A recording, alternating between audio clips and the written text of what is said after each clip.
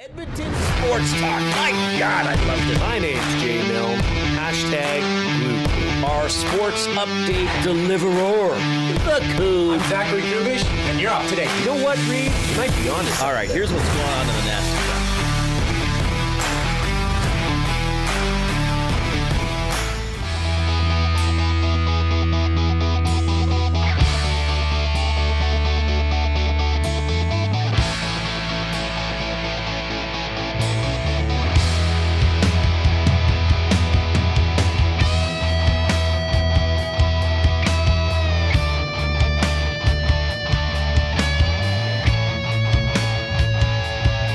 Just a reminder, it's an 8 o'clock game tonight at Rogers Place as your Edmonton Oilers take on the New Jersey Devils. Hopefully some of my colleagues are listening to that reminder.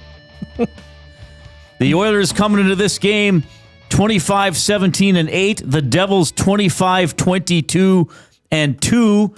The Oilers have won 2 consecutive games. Can they make it 3 for the first time this season? Here is the lineup that will try to do that. McDavid between Podkolzin and Hyman. Nugent-Hopkins between Frederick and Roslovic. Lazar with Mangiapane and Janmark. Howard and Savoy will also play forward, as the Oilers would go with 11 forwards and 7 defensemen. Kapanen is out about a week, according to head coach Chris Knobloch. Leon Draisaitl back in Germany attending to a personal matter. He should rejoin the team later this week, so that's what the Oilers are rolling with tonight.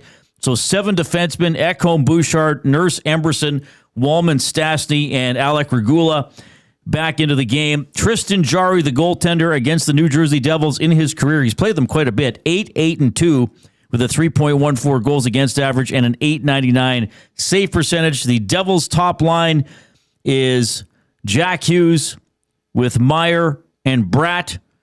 Allen will be the goaltender. Jake Allen, the goaltender. He's played the Oilers quite a bit in his career. 13-9-2, 2.55 goals against average, .911 save percentage, and 1 shutout. Game 2 of the Oilers' 8-game homestand. Yes, a long one. The Oilers in the Pacific Division, 58 points. They are second behind the Vegas Golden Knights, who have 60. The Golden Knights do have a couple games in hand. The San Jose Sharks have pushed back up into third place. Utah and Anaheim, currently the wild card teams in the Western Conference. All right, Jay, how are you doing? Like a pit bull in a butcher shop. Like a pit bull in a butcher shop. Yeah, I think that's good. Because he gets a lot of scrappy meat. Yeah. A lot of scrap meat thrown his way. A lot of scrappy. He gets to a lot of scraps. Sniff around and eat all the raw meat off the floor. Incredible stuff. Yes, that's exactly what he would sound like. Yes. I'm doing very good. How are you doing, Riedrich? I'm doing okay. Yeah, I'm doing all right. You excited? Well, for what? Good question. Good question. Are you excited about A, the show? Yes. Are you excited, B, about tonight's hockey game?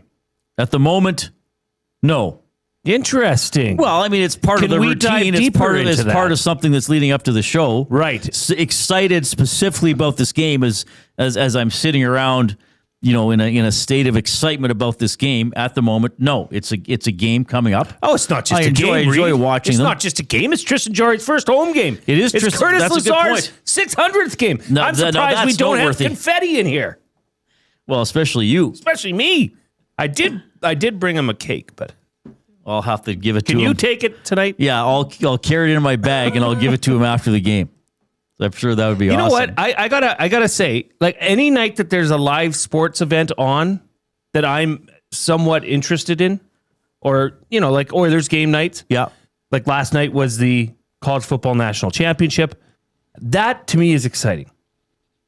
That's a good night because that's about the only thing that'll come on in on my TV. Right.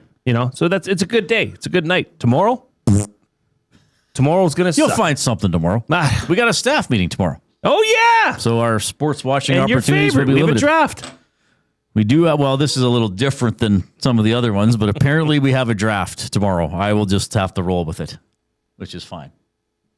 All right, you can get in touch, of course. 780-218-9999 is how you text the afternoon inbox presented by River Cree Resort and Casino. Check out the River Cree mobile app, free to download, get exclusive offers and promotions, get show tickets, make reservations for hotel rooms and restaurants. It's safe, secure, and easy to use. Also, don't forget about River Cree's website, rivercreeresort.com. You get a bunch of information there, too, including the upcoming shows, tickets for those shows, and all that kind of stuff. You can email Reid at edmontonsportstalk.com, Jay at edmontonsportstalk.com. You can consume us on iHeartRadio, TuneIn Radio. Those are excellent audio streaming apps. If you're already using them, and you probably are if you're listening on one of them, then let other people know where they can find Edmonton Sports Talk and all the great about all the great programming that we have. Also, we have the video element on YouTube. Edmonton Sports Talk is the name of the channel. Very easy to find. Subscribe to it if you haven't already. We're pushing for 14,000 subscribers as soon as possible. And you can chat with us, more importantly, with each other there, using what we call the nasty chat, running down the right-hand side of the page. And here's another thing we'd like you to do for this show if you haven't already. Maybe you did it on earlier shows, but it resets for every single show. Give us a thumbs up. Click that thumbs up button. Click, click, click. Must you click? Please, please click. Must you click? You must click. Dum, dum, dum. All right, so we've been doing a job getting well past 100 pretty much every show for the last several weeks now. So do not be a pleasure delayer. Click the thumbs up and then click share and send the show link off to someone else in your life, at least one other person. You know what we haven't played in a while? I think I still have it. When I first tried Fabergé Organic Shampoo with pure wheat germ oil and honey, it was so good I told 2 friends about it, and they told 2 friends, and so on, and so on, and so on. Yeah, so tell 2 friends and get them to tell 2 friends about Edmonton Sports Talk, or share the link with a couple of friends. All right, do we want to do...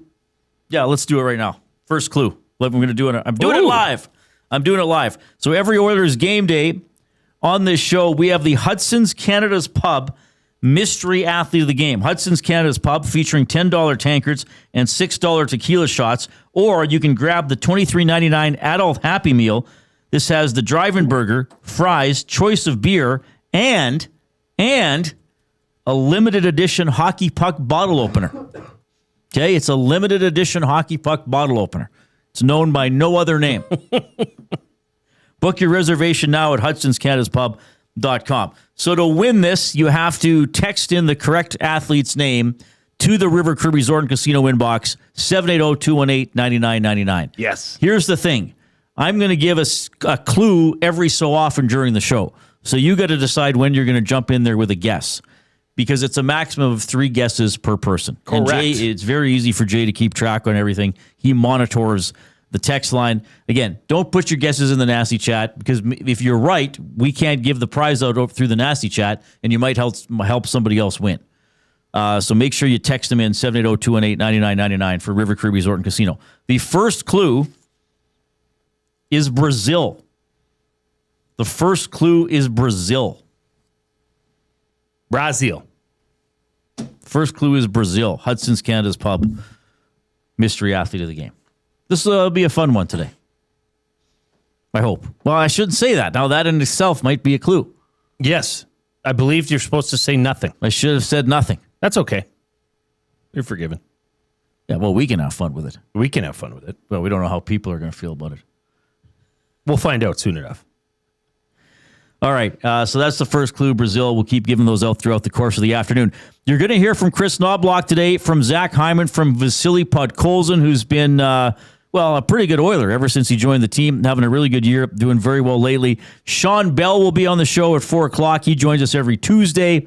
He's an EST colleague. He's on Hello Hockey with Tom Gazzola every Saturday at 10 in the morning. And Ken Daneyko is going to check in. He is an Edmonton native. I was texting with Ken a little while ago, and he was visiting family earlier today. He'll join us at about 5 o'clock. Long time, first a Devils player, now a Devils broadcaster, so we always enjoy talking to him. And a lot of Oilers stuff today. We'll talk a little bit about that national champ. Well, quick thoughts on that game? Indiana beating Matthew Iwanik's Miami Hurricanes. It was a dud of a first half. 10-0. Both offenses were sloppy.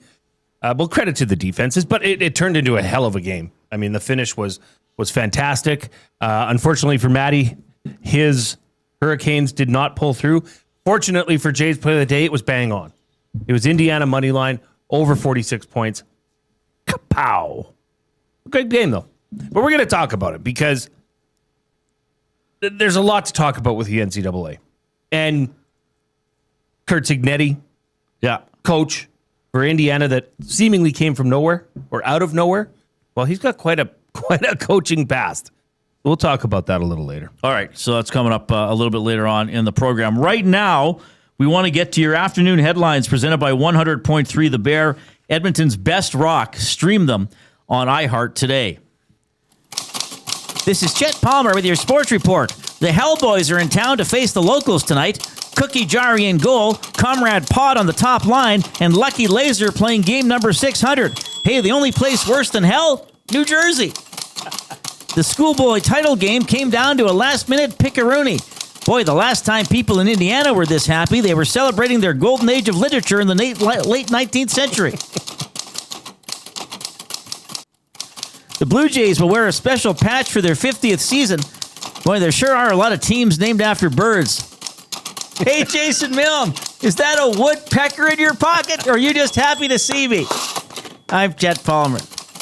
Oh, Chet just keeps delivering.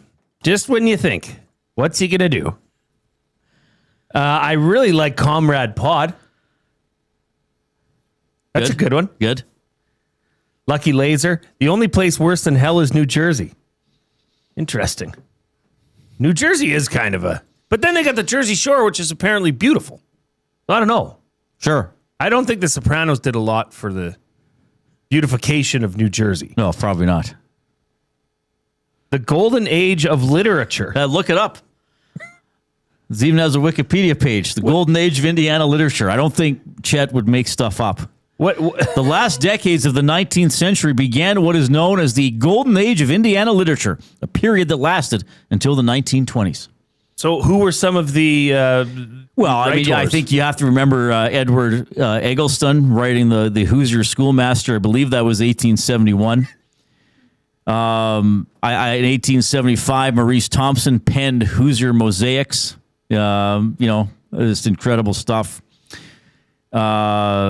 I mean, you had Booth Tarkington writing The Gentleman from Indiana in 1899. Like when someone says to me turn of the century literature, that's what I think of. Well, I'm sorry, forgive me. 1899 in Indiana. Yeah. I often think of Booth Tarkington. I didn't commonly associate that, though, with the state of Indiana. So forgive me. But Booth Tarkington, I mean, extraordinary work. Of all the people I've known named Booth, he's up there. What was this? His brother was named Toll. And then the woodpecker. Wow. One day we're going to get to the bottom of this. What? Well, just the infatuation with what's in my pants. Yes, someday we should get to the bottom of that. Or perhaps the midsection of it. Oh, boy. Chet is such a good guy.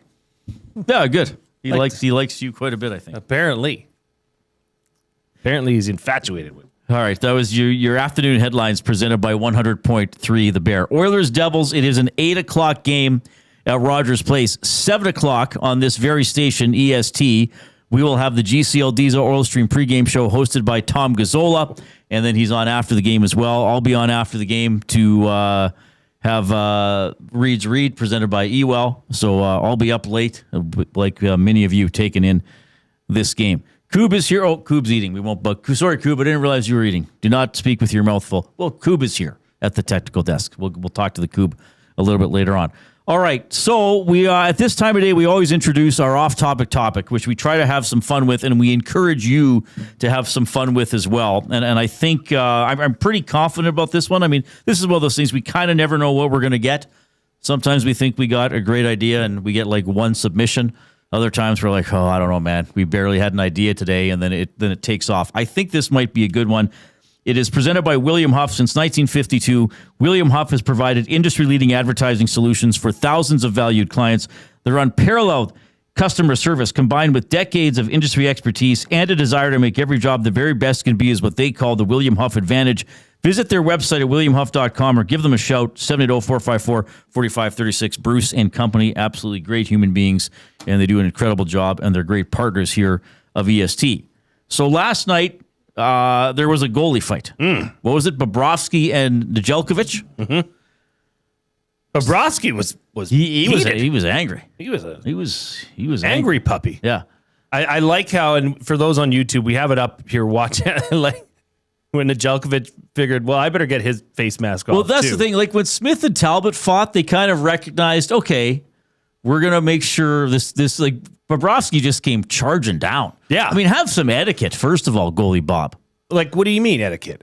Nedeljkovic was out of his lane. Yeah, but Bobrovsky has to skate 200 feet. It's enough time to say, hey, I'm coming. Let's fight properly. Do you think they should have squared off at center? Made a real spectacle. That would have been better. Yeah. Like the way Smith did it. Like just standing at center ice. Yeah. And then Nurse, the like nurse saying, is like, well, I guess you gotta go There do you go. it. As opposed to skating down and jumping him. Because Talbot could have turned that down. no, he couldn't have. No, he Well, couldn't have. technically, he could have. I mean, Nedeljkovic. Technically, he could have, but he would have never. But He it would have would- never yes, lived that from down. a status standpoint, sure. It just would have been memed to death. Right. Of Smith standing at center ice Talbot not- looking not at him going, yeah. like, no go. Yeah. Anyway, so that was the last goalie fight before this one.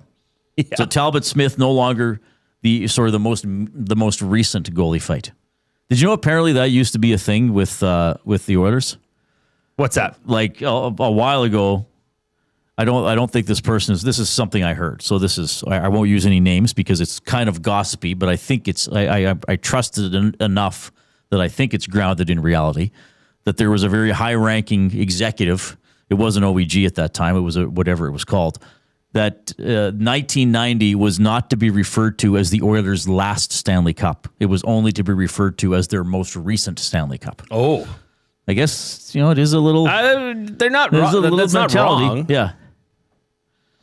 Anyway, so the off-topic topic for William Huff: what two people who have the same position in sports would you like to see fight? And we decided Same position. Yes, so two goalies. Oh, I thought it was what positions would you like to see fight each other?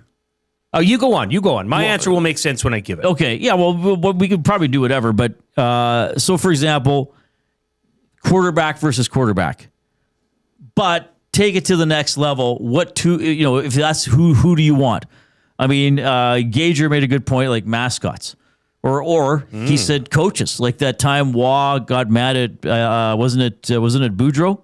Like, let's go. Like, don't just push the glass over on each other. Like, let's actually fight.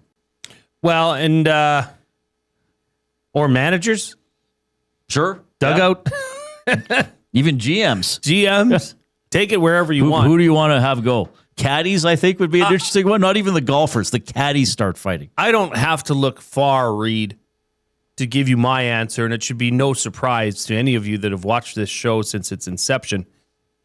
I go back to last night's national championship game, where just before the half, Miami and Carson Beck make a nice drive down the field, get well into field goal range, only to have the kicker, Carter Davis, doink it off the upright. And if you look back on that game and you see Carson Beck, this is Miami's quarterback, on the sideline, hearing and seeing the doink, Reid, a just look of disgust comes over Carson Beck's face. I would love to see a quarterback so enraged that he did his job, took the team down the field, and put them in scoring position just to have the kicker miss the field goal, doink it off the upright. Whatever. Just to see them go, all right, this is it, man. You've missed enough. Let's throw it down. Can you imagine that? On the sideline, in game. A quarterback fighting is now. With what you think of kickers, I don't know if that would be a fight. That would just be a beat up. There's some hefty kickers out there. I mean, there are some voluptuous kickers, even. So they could probably hold their own. I mean, they could kick you. They could kick. They could use the leg kicks. So you never know how that's going to go. So yeah, quarterbacks versus kickers. That would be the two. That's a pretty good one. That would be pretty steamy. Well, Mex in the Nasty Chat just says kicker versus kicker. No matter what happens, Jay Milne wins. James in the Nasty Chat, tag team match, John Shorthouse and Ray Ferraro versus Jack Michaels and Louis DeBrusque. I like Michaels DeBrusque in that one, and nothing against Jack, not because of him. I think Louis starts in the ring and is reluctant to tag Jack in. Louis would be just like a bull in a china shop. I know Ferraro played in the NHL. He didn't have the same role Louis had. Matty Dubb says kicker versus punter on the same team. Ian makes a great one. Linesman versus ref over a bad goal. They get mad at each other. That would be interesting. That'd be something. What about a player in the penalty box versus the penalty box attendant? Yeah, not fighting somebody else in the penalty box, fighting the attendant. Yes, yeah. The gate guy. My buddy does that. He fights players? No, he's in the penalty box at Oilers games. Apparently, he's an off-ice official. Someday we should get this guy on the show. So when I worked in Lloyd, Kent Staniforth coached the Junior B Bandits, and then he coached the Border Kings. He was actually the coach in 2007 when they won the Allen Cup and still playing. And Kent was, I guess, quite a probably somebody in the chat or a couple people in the chat might remember Kent in the Dub. I didn't see him, but I heard a lot of stories. And apparently there was a rink in which there was access to each penalty box from behind, like the door went back into the stands. Because that makes sense. So, yeah. So Kent had fought somebody and was escorted to the penalty box and then just opened the basically back door in his penalty box, walked along the back of the timekeepers and opened the other door, just went into the... Oh, my word. Maybe I hope I'm not spreading false. He'll text me or somebody will text me if that's not true. Wow. Or if I'm misremembering the story. That would be an incredible guest. Yeah. Hampton Steve, I want to see McDavid versus the guy who yells "shoot" in the crowd. There was some of that last game. Ooh, I like the direction that Collingwood Rob is taking it, Reid. You see, our listeners, Reid, they're so smart. Smart cookies. They just want to take it in a different direction. They say, screw sports. Let's just see who you'd want to see fight. Collingwood Rob says cage match. Bezos, Musk, Zuckerberg, Branson. That would be the battle of the nerds, right? So Bezos is Amazon. Zuckerberg's Facebook. Musk is Tesla.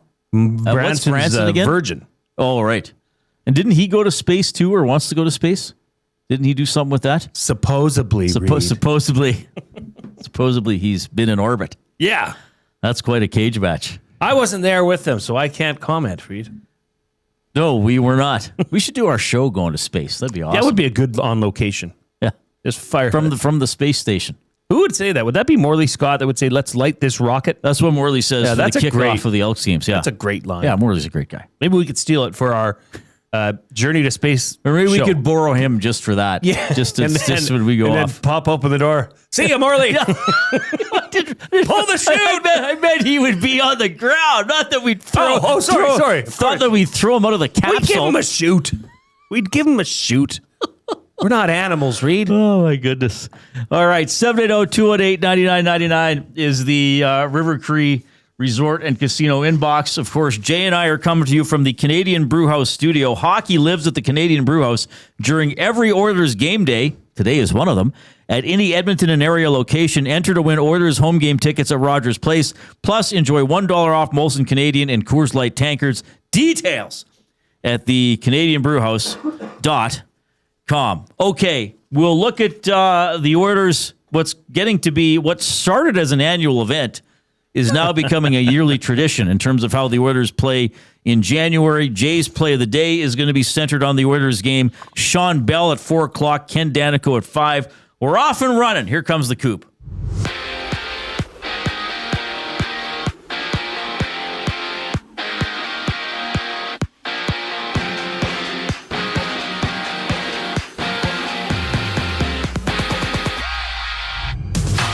Edmonton's Kasperi Kapanen is day-to-day with a lower body injury, forcing Edmonton to go with 11 forwards, 7 defensemen against the Devils tonight. Alec Regula returns. Tristan Jarry gets a nod as Tom Gazzola, Ben Thompson preview the game during the GCL Diesel Oil Stream pregame show. That gets going at 7 o'clock right here on EST. The day gets underway with 3 games at 5 o'clock. Mini visits Montreal. Kirby Dach playing his first game since mid-November for the Habs, being out with a fractured foot, and Alex Texier slots out with an upper body injury. From Toronto, Anthony Stolarz is headed to the AHL Marlies on a conditioning stint. He's missed time since November 11th with an upper body injury. No timeline on his return. In football news, Packers have released Trayvon Diggs, who will now become a free agent. And in the association, it's the Raptors in action, tipping off with the Warriors on the road at 8 o'clock. Golden State's Jimmy Butler going down with a torn ACL last night against the Heat. We also see Philly and Phoenix hit the deck at 5, while the Clippers and Bulls meet at 6 o'clock. This sports update is brought to you by Advantage Sports Medicine and Physiotherapy. Connor McDavid's got a team of specialists, and you've got a bag of frozen peas. Get the same locker room approach that's trusted by the best in the game. Call them at 780-460-9977 or visit their website at advantagesportmed.ca to book an appointment today. Reid and Jay roll on with the show following the break. I'm Zachary Kubish, and you're up to date. 2 guys and a goalie. Calvin Pickard won't play more than 3 games the rest of the season. Hire it or fire it. I'm going to hire it. I'm optimistic that Jarry's okay. I'm going to fire it. Okay, so sprinkle I'm going to fire it. And the reason I think he will is I think they want to keep options open. Case of injury, they want, to, if they can, to have some depth there. I mean, that's why they're not making a decision now and sending guys down yet. 2 guys and a goalie, presented by GS Construction. Tuesday and Thursday afternoons at noon, only on Edmonton Sports Talk. Your clear choice for Edmonton sports. We have what you're looking for. GD Liquidators is Edmonton's one-stop shop for new and used warehouse, office, and industrial items since 1987. You'll find what you want when you want it. Give us a call, visit us in store, or check out the monthly auctions at gdliquidators.com. 100% Canadian owned and operated. We have what you are looking for. GD Liquidators. UFC 324 is live Saturday, January 24th at the Canadian Brewhouse. With TVs at every turn, ice-cold drinks, and non-stop action, you won't miss a second of the fight. UFC 324, live at the Canadian Brewhouse. Our house is your house. GCL Diesel has been serving oil country since 1972. From diesel cars to SUVs to pickups. From farm tractors to school buses to a big rig. From diesel generators to forklifts, GCL can test, troubleshoot, and repair all diesel fuel system components. Whether it's injectors, pumps, turbos, filters, or additive, GCL has the parts you need to keep your diesel running the way it should. For genuine diesel parts at wholesale prices, visit GCL Diesel in the West End or online at gcldiesel.com. GCL Diesel. Diesel understood. Hey Edmonton, did you know a local Play Alberta winner scored over $430,000 on Desert Fantasy? Think about the rec room you could build with that kind of cash. From major casino winners every hour to jackpots worth millions and hundreds of popular games to money that stays in the province, there has never been a better time to sign up for Play Alberta. Download the app today to get started with casino, sports, and lottery, all in one app. Must be 18 plus to play. When you gamble, use your game sense. Sentinel Storage presents Team Canada Ice Dancers, Piper Gillis and Paul Poirier on Support from Home. We're celebrating all the people at home, the people that have supported us. We know our community is going to be cheering for us, and we know the country is going to be cheering for us. Thank you, Canada. Sentinel Storage, official storage partner of Team Canada.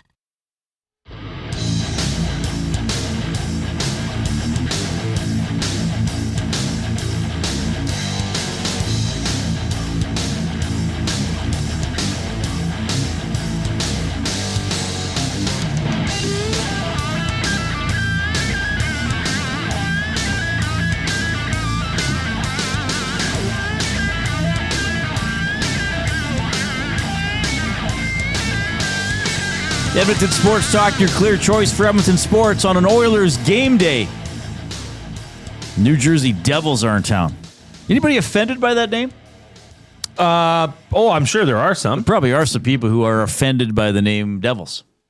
But like from a biblical sense? Yes. Yeah, like they maybe think that it's promoting evil.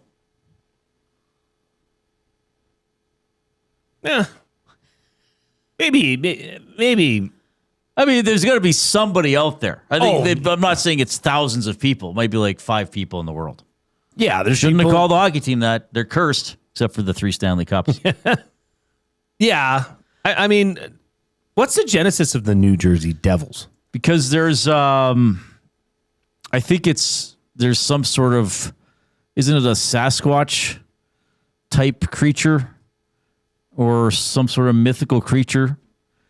The New Jersey Devils name, thank you to the computer for helping me with this. I put it into my VIC-20 database. The New Jersey Devils name comes from the local legend of the Jersey Devil, a mythical creature said to inhabit the Pine Barrens of South Jersey. The name was chosen in a newspaper contest in '82 after the team relocated from Colorado. They were called what? You remember? You were pretty little. The Rockies. Oh, were they the Colorado Rockies? Beating out other finalists like the Meadowlanders. The legend involves a monstrous, winged, horse-headed being.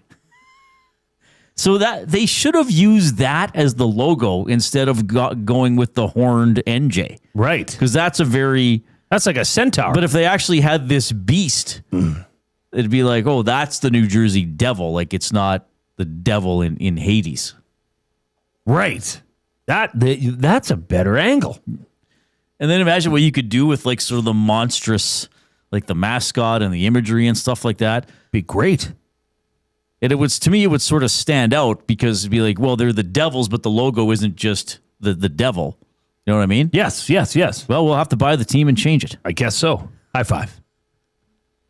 Remember that? David Putty, Seinfeld?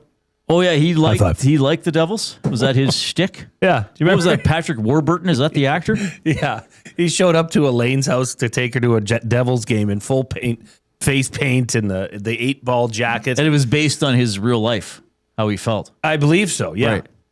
Right. What a show.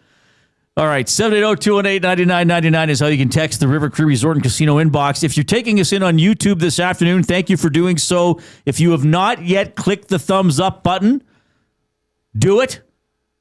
Get it out of the way. Take care of it. Let's get to 100 right away. We're already at 48. Still 2.5 hours left in the show, so a good pace, but please do not slow down. Keep clicking and encourage other people in your life to check out the show and click too. Do we have any more off-topic submissions? We do. People you'd like to see fight in pro sports in terms of people like inspired by goalie fights in hockey. Ooh. Pitwall Nasty with a few good ones. The fridge versus the bus. Well, so that would be William Perry versus Jerome Bettis. That's a good one.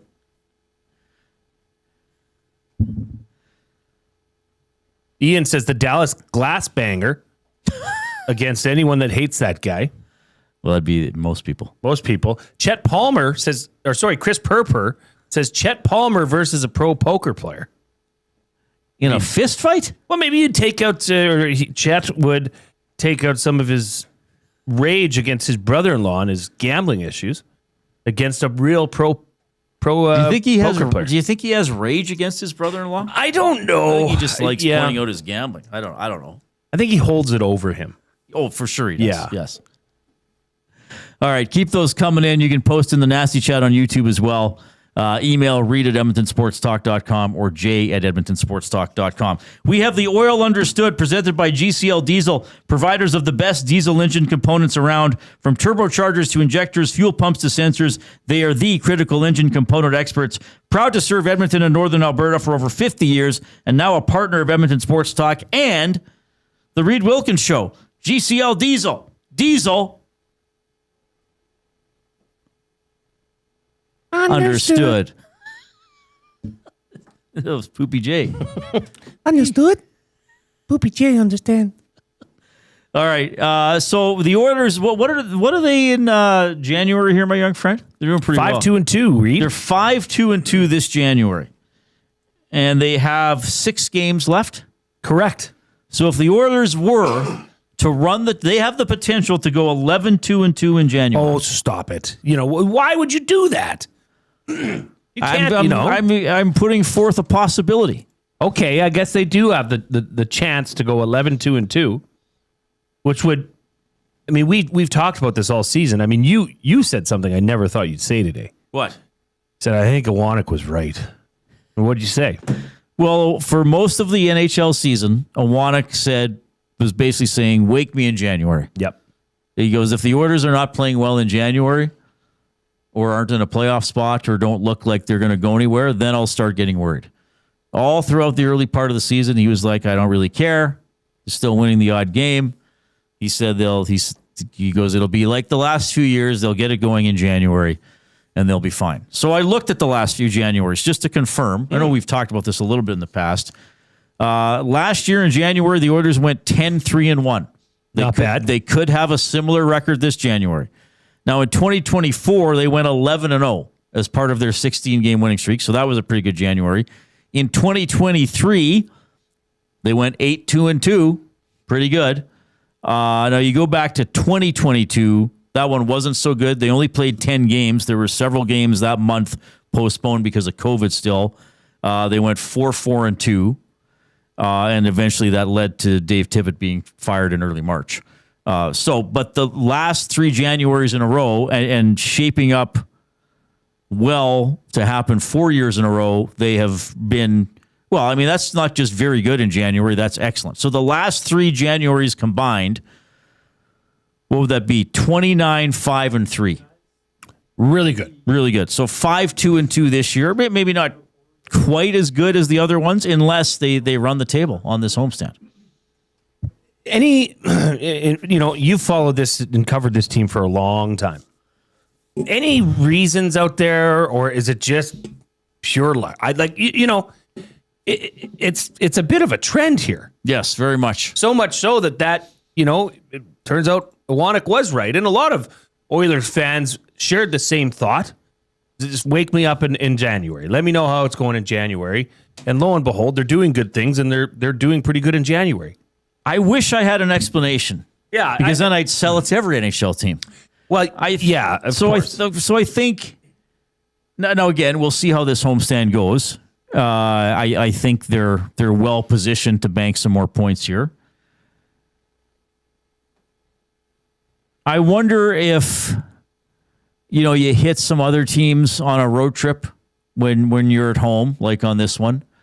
I think it is that part of the season where teams start to separate a little bit, and maybe some teams who were hot earlier in the year but weren't that good, are now coming down to earth. So maybe you play some games against those teams. And there might be something to it where the Oilers, who have been to the playoffs now, what are we at? Are we at 6 consecutive seasons? Likely going to make it 7. They've been to the conference final at least 3 times already since 2022. Maybe there is a little bit like, okay, we're not at the playoffs, but it's on the distant horizon. It's start to sort of getting locked in a little bit. Maybe there's a little bit to that. Okay, this is just off the cuff, but is there something to the game slowing down for this team as they progress and they get to this part of the season when they start pressing in? You know what I mean? And like for the Oilers, this forward group thus far has been all over the map. In, out, scratched, up, down. Now this team has started to get, unfortunately right now Leon Draisaitl's not with the team, but if he was, this would be a team that has 4 bona fide lines that could run and roll, at least in recent games, pretty well. Yeah, I sometimes wonder, everybody, and I know this isn't a very sexy answer, but maybe there's no connection, or maybe it's a very loose connection. Like maybe this is one of those things you look for answers with. Maybe there's only so many months you play hockey in. They are a good team. Maybe it's just turned out this is the time they've banked a lot of their points. Because the roster has changed. I mean, it's not all the same players. And they're not sitting there consciously saying, okay, let's not really start trying until January. But I think you've seen, I guess the last 3 years, a pretty good team not start well and then kind of settle down and get it together and pull it together. I don't think they're doing that on purpose. Maybe there is just something to it that it's become part of their habit, even if they haven't wanted it to be. I think with this year, if they have a good January, you could point to it and say, well, you know, the home games helped massively. But the opportunity is here this month. I mean, you're playing New Jersey. We were talking about them the other day. They don't score a ton. They're in the bottom 5 in goals for. You have the Penguins, who are in a playoff spot. They have a .594 points percentage. The Oilers are .580, so not much difference there. You have Washington coming in. They're out of a playoff spot. You have Anaheim coming in. They started hot. Now they're fighting for. They are doing better again lately. Now they've won 4 in a row. Who else do you have? San Jose. Like right now, that San Jose game is looking like maybe the marquee game. Minnesota and Toronto are here later on. So you're playing some also good teams on this homestand, but you're not playing, well, I guess you're not playing Colorado, Minnesota, or Dallas. I suppose those 3 teams have separated. So it's an opportunity here. It's an opportunity certainly to strengthen your hold on second place, which is already pretty strong. The Oilers are 5 points up on San Jose. San Jose does have a couple games in hand, and who knows, maybe even to reel in Vegas. Yeah, that's gonna be tough to do. And we didn't really talk about Vegas yesterday, but a pretty big trade. They go out and make another trade. I know. Like at what? And point, they're probably not done. At what point do the other GMs just stop saying don't trade with Vegas? Like there are a couple guys in my fantasy football league that most people have just stopped trading with. Right. Because they're those guys, they'll text you nonstop or message you in the app nonstop for a trade. And sometimes it's just like you trade in the past, you trade with them just so they will shut up. Or they try to convince you and they prey on maybe people who don't know the game as well. It's like, yes, you're giving me Kenneth Walker for this team's 3rd tight end, but he's only 23. Do you know how many tight ends blossom at 20? And they start giving you all these stats, right. Selling you. Yeah. Or most tight ends who average 0.8 of a catch when they're 23 average over 2 when they're 27. I'm building your future here. You're giving me a guy who plays running back. He'll only help me this year. It's kind of like why trade with Vegas anymore? Well, I mean they load up. That's what they do. Now, what's their situation? Like, did that come with the, getting a team to Vegas? Was you get extra $10 million a year in salary cap, or is it just that management team has it going on? No, McCrimmon and what's the guy that went there from Washington? I can see him. I can't think of his name now. What's the guy's name, Coop? Not Armstrong. God, I can see the guy. I've been in an elevator with him. Anyway. That's weird. Yeah. Well, no, this after one of the playoff games. Oh, okay. When they scored in the last second to beat the Oilers last year, we were all going down in the elevator. And Kelly McCrimmon, who didn't know who I was, he was just excited. He was just like, well, now I've seen it all. And I was like, I've called you arrogant on my show. Leave me alone. No, I didn't see that. Yeah, they've done a good job, though. Yeah. But does that... McPhee. Yes, McPhee. Thank you, Cass. Does that change? They've done a good job, and they don't... off the top of my head, they pay players well, but they don't have any massive contracts that are restrictive. And they've created a good culture, and they've shown if it's not working, we're going to change it. I mean, they went through some coaches pretty quickly, right?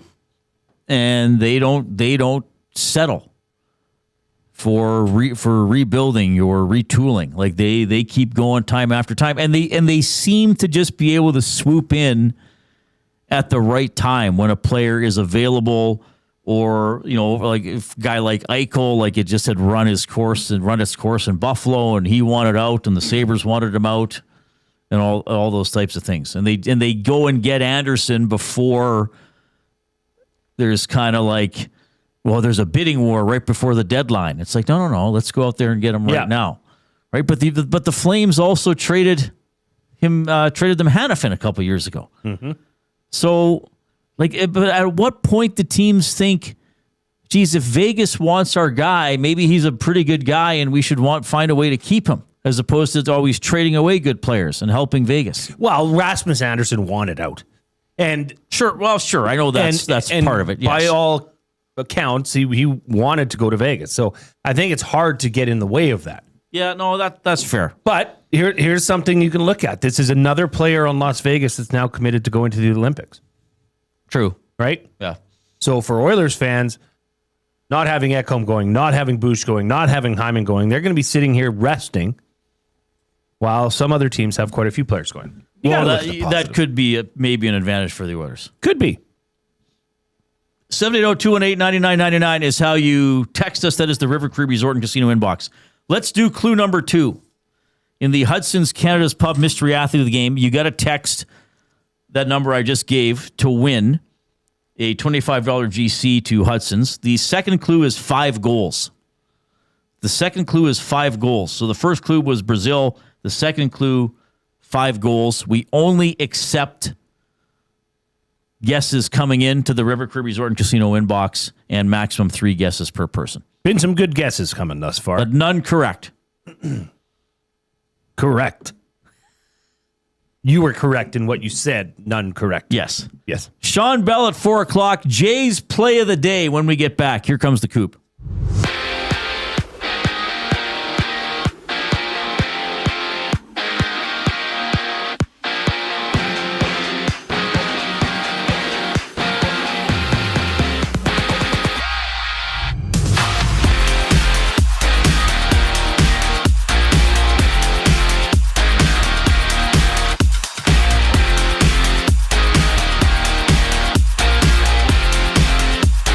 Tristan, Jarry starts. Alec Regula plays as Edmonton hosts New Jersey, icing 11 forwards and 7 defensemen with Kasperi Kapanen out for about a week with a lower body injury. Tom Gazzola, Ben Thompson share the details during the GCL Diesel Oil Stream pregame show. That gets going at 7, only on EST. And 7 other games on the docket. The Canadians and Wild get things going at 5 o'clock. Kirby Dach lacing up for Montreal. He's missed the past 34 games with a fractured foot. It's Alexander Texier sitting out with an upper body injury. Olympic news, Jonas Brodin and Leo Carlsson are expected to miss the upcoming Winter Games for Team Sweden. Brodin being out since January 12th with a lower body injury, and Carlsson underwent a procedure on his left thigh,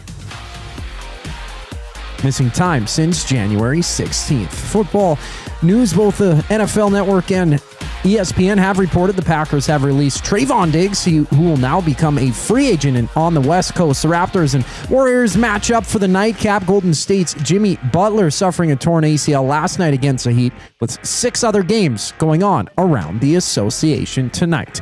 The Reid Wilkins Show continues following the break. I'm Zachary Kubish, keeping you up to date.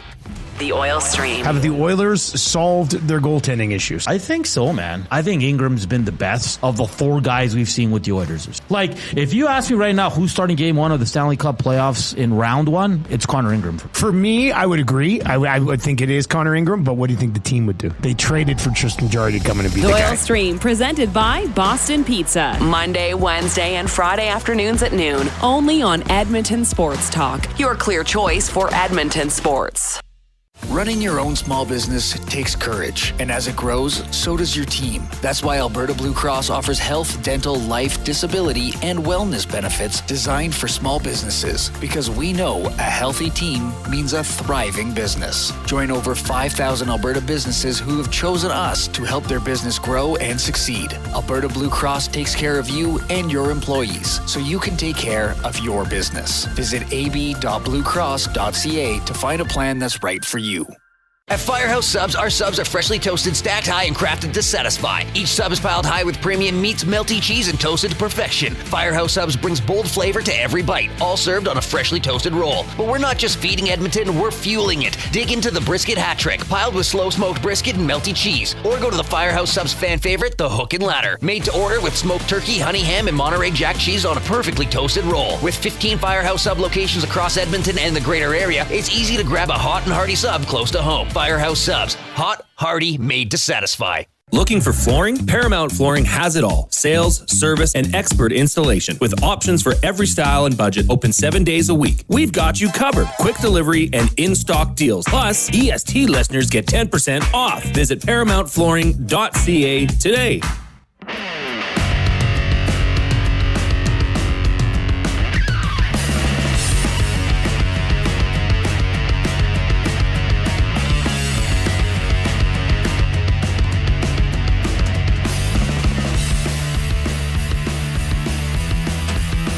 The Oilers have lost their last 3 games against the New Jersey Devils. They will try to fix that tonight, and they will try to have an actual true-to-life 3-game winning streak for the first time all season long. Jarry against Allen is the goaltending matchup. I was not at the morning skate. Tom was there representing EST. I did see some initial reporting that Ingram was going to be in goal. It's actually Jarry. So I guess what happened was, so you may have, first of all, I don't like the term starter's net. Why? Well, because of what happened today. Now, but usually, sorry. Oh, sorry. Is this just a case of Jarry? So apparently Jarry, so usually the starting goaltender will take the morning skate in the net that he will be defending in the first and third periods. So at Rogers Place, the net, if you're watching on TV, the net on screen left, right? Yeah. So apparently Ingram was in that net and Jarry was in the other net. And then Knobloch was asked about it, and he's just like, I guess Jarry just likes using the other net. Well, I mean, this is his first home start. That's crazy, eh? It is, considering, it seems like forever ago that this trade happened. Yeah. But so maybe is that like just, ooh, shoot, I was supposed to go to the other net. Look, or what maybe I've done. he just doesn't care. Or maybe he just doesn't care. Reid, honestly, I wouldn't mind if he didn't care. Who cares? Yeah, well, you got to stop the puck, regardless of where. You're like if they had to take the morning skate in the DCA for some reason, like, oh no, I can't play. Right, like, but I get it's just that's how it's been traditionally, right? Yes. So that's why it was first reported that Ingram would be in net, and then Jarry. But Jarry's going to be the goaltender. We were talking about the Oilers in the month of January. McDavid has played 9 games in January, 15 points. Bouchard has 11 and 9. Draisaitl, 10 points in 7 games. Hyman, 7 goals, 9 points in 9 games. Nugent-Hopkins, 8 points in 9 games. Kapanen, who's hurt again, 7 points in 8 games. Podkolzin, who we're going to feature a little bit later on, 3 goals, 7 points in 9 games. So some good contributions. Our buddy Curtis Lazar, 600th career game tonight. Even he has 3 points in 7 games. Pretty good for a fourth liner. Playing $8.15 a game in January. How about this? I want to point this out because even I was wondering earlier in the season, is this the decline of Matthias Ekholm?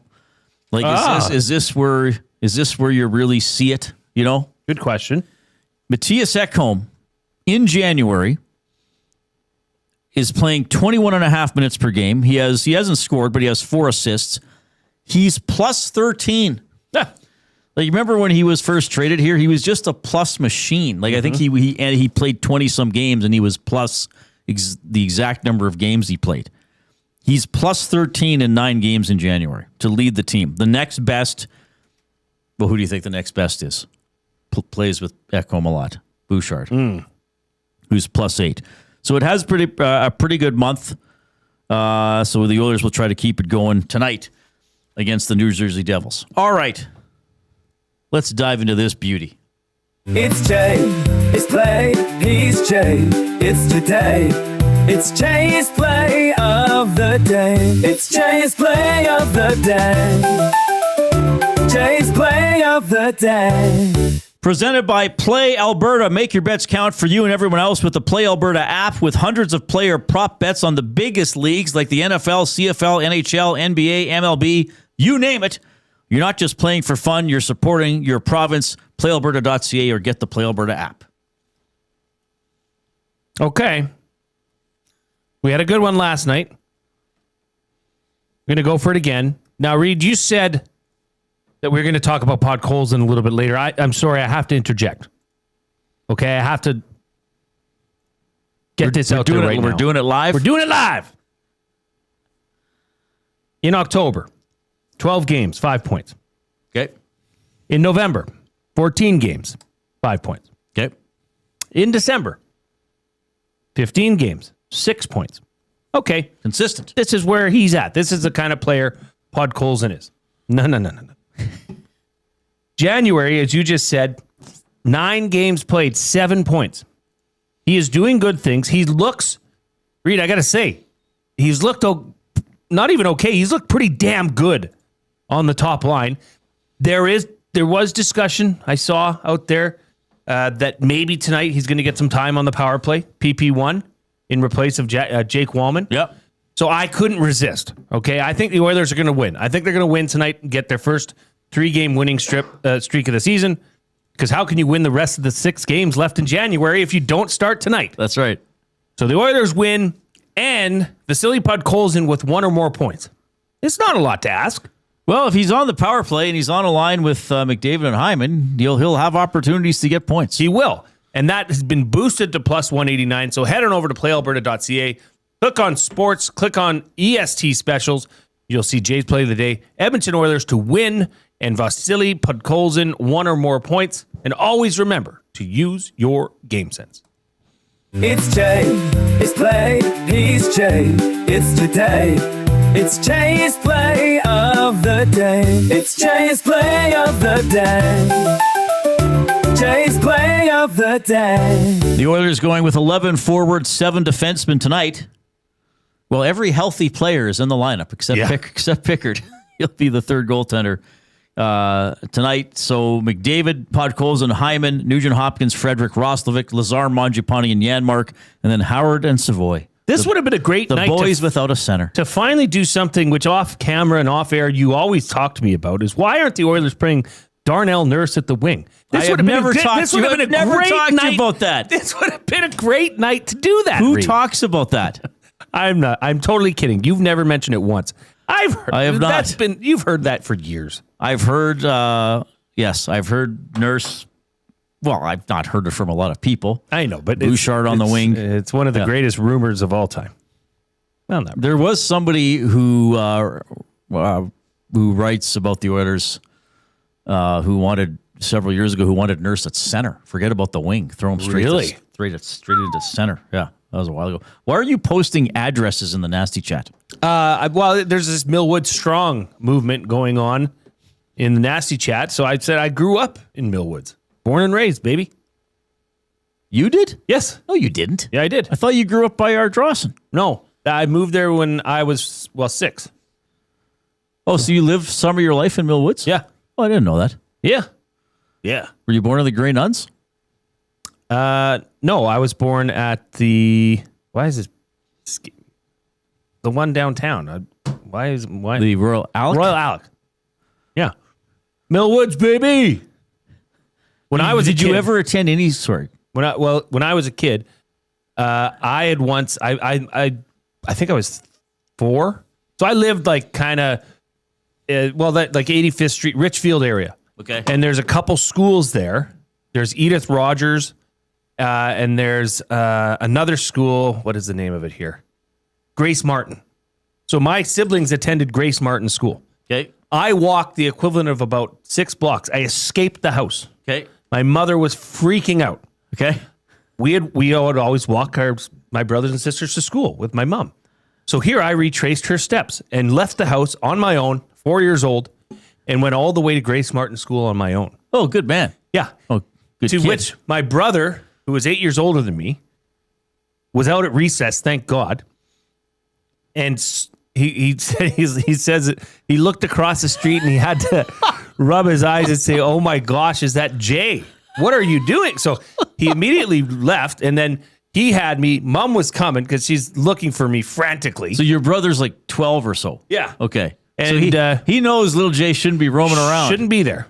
Should not be It's not there. like he was 7 and was like, "Oh, hey, come play with us." No, something was amiss. So he asked me, "What are you doing?" And I said, "I'm just going around town." That was my answer.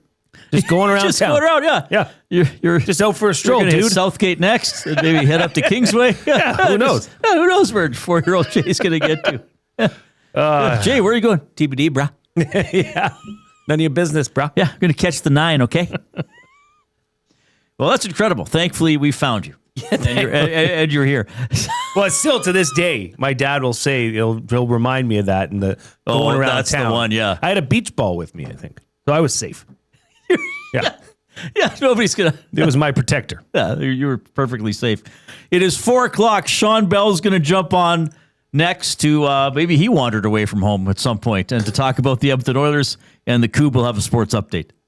The Lock Shop. This is my last time being able to cheer hard for Fernando Mendoza because he's for sure going to be the Raiders quarterback next year. I was watching Mendoza last night. He had 40 touchdowns this year. He did not lose a fumble. He did not lose a game and won the national championship perfect. I mean, he's like the first quarterback ever in any football season. The Lock Shop, weekday mornings at 11, only on Edmonton Sports Talk, your clear choice for Edmonton sports.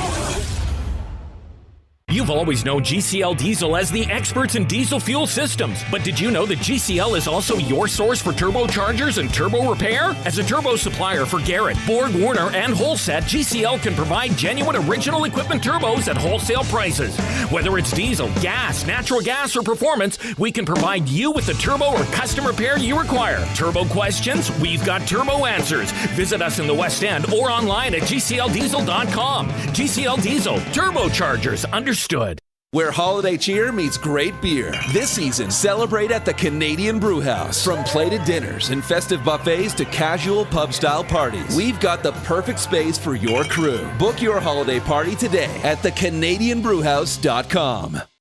Time for a new career in 2026? Or maybe your kid is still pondering their path. Good news! Weiss Johnson is hiring. It's Dennis, and not only are we hiring for heating and air conditioning, we're also looking for experienced plumbers and gas fitters. With the growth in residential development, there's no shortage of opportunities at Weiss Johnson. Choose your path with us. Learn from one of the industry leaders, and we will grow together. Receive great benefits and school reimbursement as well. Visit weiss-johnson.com today. You've heard the name, but what does it mean? For over 66 years, William Huff Advertising has supplied signage from screen printing to digital to LED with design, production, and install in-house. It's a one-stop shop for all your signage needs. Edmonton owned and operated, William Huff has been trusted by the biggest companies and teams in the City of Champions and many others across the country to do the job. If you're looking for a way to get the word out about your company or event, they are the answer. Go to www.williamhuff.com. Their results speak for themselves.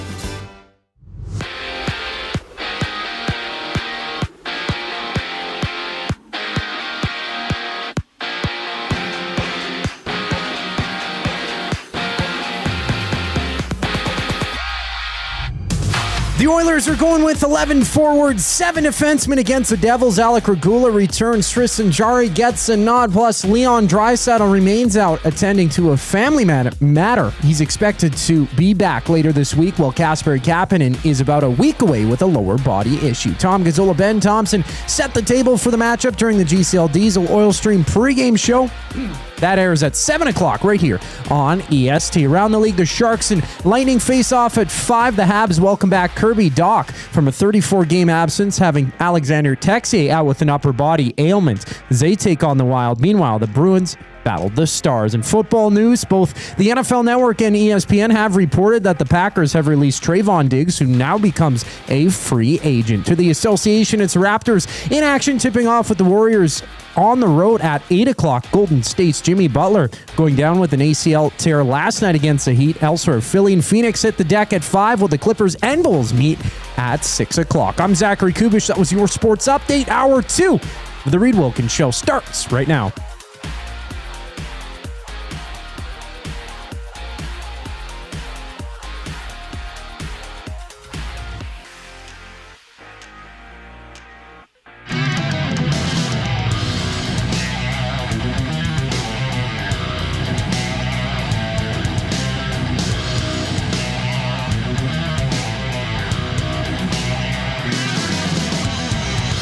Oilers, Devils, 8 o'clock at Rogers Place, 7 o'clock here at Edmonton Sports Talk, the GCL Diesel Oil Stream pregame show hosted by Tom Gazzola. Oilers taking on the Devils, who beat Calgary in overtime last night. If you would like to text us, feel free to do so. 780-218-9999 is the afternoon inbox presented by River Cree Resort and Casino.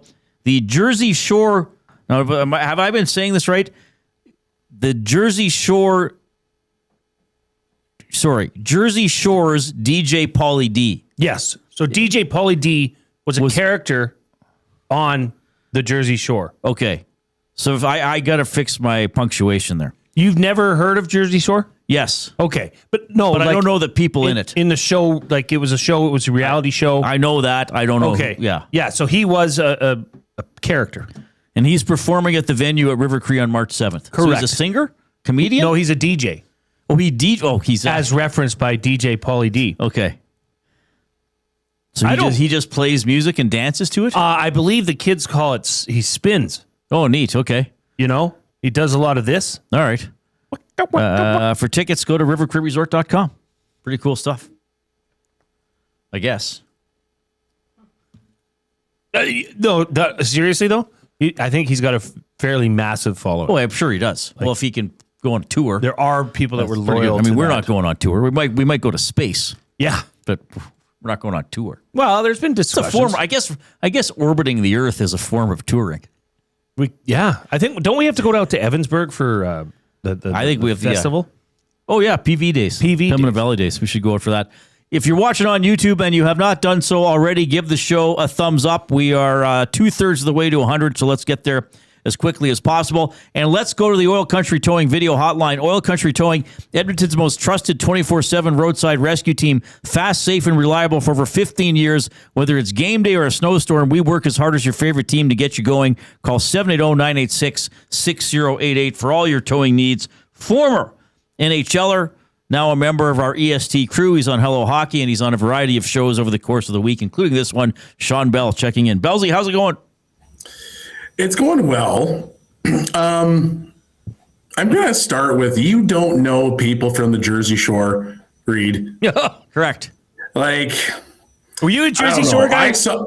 I'm not. I've seen the show, but I'm looking at Reid's face right now, and there's a little bit of a blank eating grin, which almost leads me to believe like you might be a closet fan. Oh, and you might be at the concert. Okay. Okay. All right. Dogs up. I know Jersey Shore was a show. I know there was a woman named Snooki. That's my point right there. And there was a guy. You nailed it. Was there not a guy who called himself The Situation? Yes. That's all I know. Mike, The Situation, something. All I know is you know a lot more than you let on. Well, because I have a vast general knowledge, Bellsy. I'm always plucking things, and they're sitting in my brain somewhere just in case I ever have to access them. It's okay. You can head over to the River Cree. You can get your tank top on. You can let those guns fly out, buddy. Oh, yeah. You can pretend like you're carrying some suitcases. You can chest bump a few people out of the way, and you can have yourself a great time. Did they carry suitcases? The Jersey Shore? Yes. It's, like puffing your chest out. Oh, it's like doing the way, like Jay and I do that There. walk sometimes. Yeah. Like we just were working out. Okay, did a young Shawn Belle ever wander? Did you hear Jay's story? I heard bits and pieces of it. I just came on right at the end, but I didn't really wander, I guess, that much. It depends what you call wandering. Well, I went about 6 blocks on my own as a 4-year-old in Millwoods during the day. But I had a beach ball. I'm going to say yes, I have wandered, but I didn't wander as a 6-year-old. I wandered as like a 30-year-old. Yeah. And It's a great story. So I was at Oktoberfest. It's one of the very first Oktoberfests I've ever went to.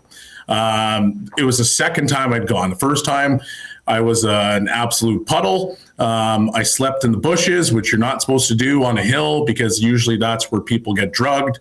Things get stolen and the cops woke me up. Anyway, I thought I'd learned the next year. Apparently I didn't. I only had 6 or 7 liters of beer that time. And right around dinner, I remember having the half chicken. And I was like, man, I don't feel great. Like I'm starting to go the opposite way. I need to go for a walk. Now, I don't remember the walk. I don't know where I went. I know nothing. All I know is that I got back into another tent and I had the time of my life. So the next day, I'm looking through my phone and I'm seeing castles. I went on a tour around Munich to look at castles. So yeah, I've wondered. You didn't find out till the next day. That's amazing. I had no idea. That's too bad you can't remember. That sounds like I know. I mean, I saw quite a few castles. Well, that's those. You guys have pretty good stories. All right, Shawn Belle joining us on the Oil Country Towing Video Hotline. I'll look for another story here, and then we'll dive into a couple Oilers topics. There was a goalie fight yesterday. First one since Talbot Smith. It was Bobrovsky and Nedeljkovic. I'm wondering, in your playing career, you must have been in a game with a goalie fight or a brawl the goalies got pulled into or something like that. You know what? I've never been part of a game that's had a goalie fight. Really? I've been a part of a lot of nonsense in my day, but I can promise you that is one thing that I've never seen. Like live. I've obviously seen it like on TV and on social media and stuff like that. It's never happened, not once. And we had Mike Smith. I played with Mike Smith and it never happened. I mean, Mike Smith did try to kill a couple of his teammates. So, I mean, that could classify as, a goalie fight. He did, this poor kid, Wojtek Polak, he could all shoot high in warmups. And Smitty was, a younger Smitty, so maybe a more volatile Smitty. And he told Wojtek, who is a kid from the Czech Republic, don't shoot high on me anymore in warmups, or I'm going to expletive kill you. And so Wojtek, yep. First shot, he comes in, he whistles it off his collarbone. Oh. And Smitty turns around, so Wojtek's now rounding around the net. Smitty jumps up onto the top of the post and swings his stick, trying to hit him in the head. Polak just ducks and it just barely goes over his head. And Smitty, being Smitty, is now taking pucks and he's shooting them into the corner to try to hit Polak. And so that's about as close to a legitimate goaltender fight that I've seen live fire, but I wasn't lucky. Well, first of all, that's a great story about Mike Smith. And I can tell you from watching practice for the couple of years he was here, he didn't like that. And he was also one of those guys that if I noticed this in practice a few times, if he was feeling a little off or maybe felt a little bit of a sting, he was shaking it off the entire. So if a guy, and it's usually, I found, now you were obviously participating in practices. I just found for watching practices that because I saw Talbot get mad a couple times when he was here. They almost were more angry if the puck hit their collarbone than if it hit their mask. Yes. You know what I mean? They almost would have sooner just taken it off the head than the collarbone. Yeah, and I'm not really sure why, because I can't imagine taking a puck off the head feels that great. Right. But yeah, the collarbone. There's something about the collarbone that really makes goaltenders squirrely. It's quite impressive, actually. But yeah, Mike Smith would be if he got hit or was a little, you would watch him he's shaking that limb or doing this, making sure the guy can see it for he's 50, hey, 50 you minutes just later. Did this to me. Yeah, he's still giving the old shoulder, oh, can I rotate it? And anyway, game tonight. It will be Jarry against Allen for the goaltenders. Podkolzin is turning into a great story here for Edmonton. He's on the line with McDavid and Hyman tonight, and I kind of feel you got to move things around. Why wouldn't you move him up? As we've seen him now for about a season and a half, how has Podkolzin been able to sort of really craft out a solid role on this team? Before I jump into that, do we get an apology from Hernan and Tom about saying Podkolzin wasn't worth being at those lines? Because I think it's now time to warrant that. Well, I often said I didn't see him as a top six player. No, that's fair. But we got into arguments on the pre and post game show about it. However, the one thing that Podkolzin's done since the day he showed up is he's just flat out worked. And, sometimes guys that aren't producing points at a high clip, they kind of they become afterthoughts, right? Because, you can work as hard as you can, but if you're only getting 20 points, most people want to see points, and they use that as kind of a guideline to say you're having a good season or you're not having a good season.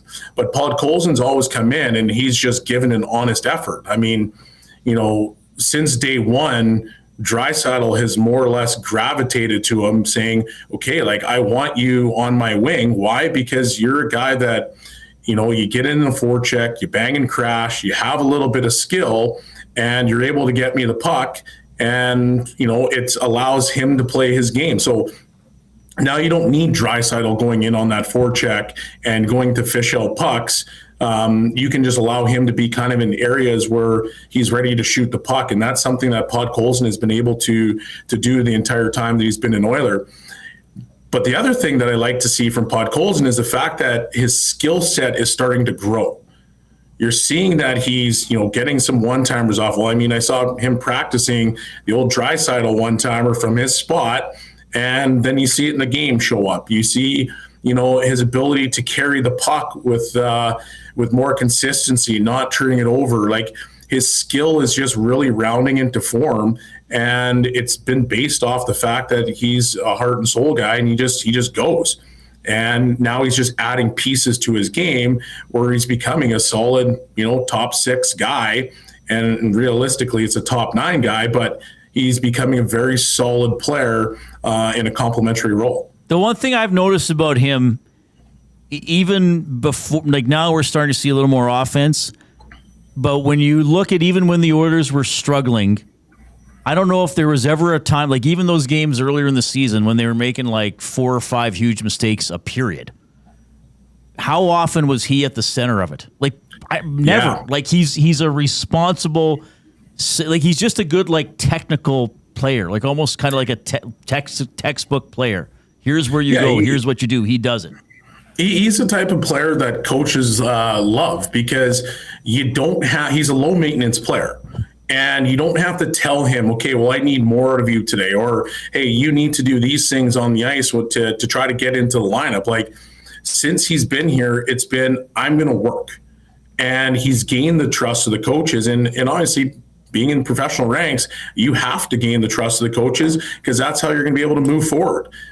So there's been a trust there, which is now, you're just seeing, like, so we get into those games, like you mentioned, Reid, where it was sloppy at the start of the year, but because his foundation never really truly changed, it was just hard work.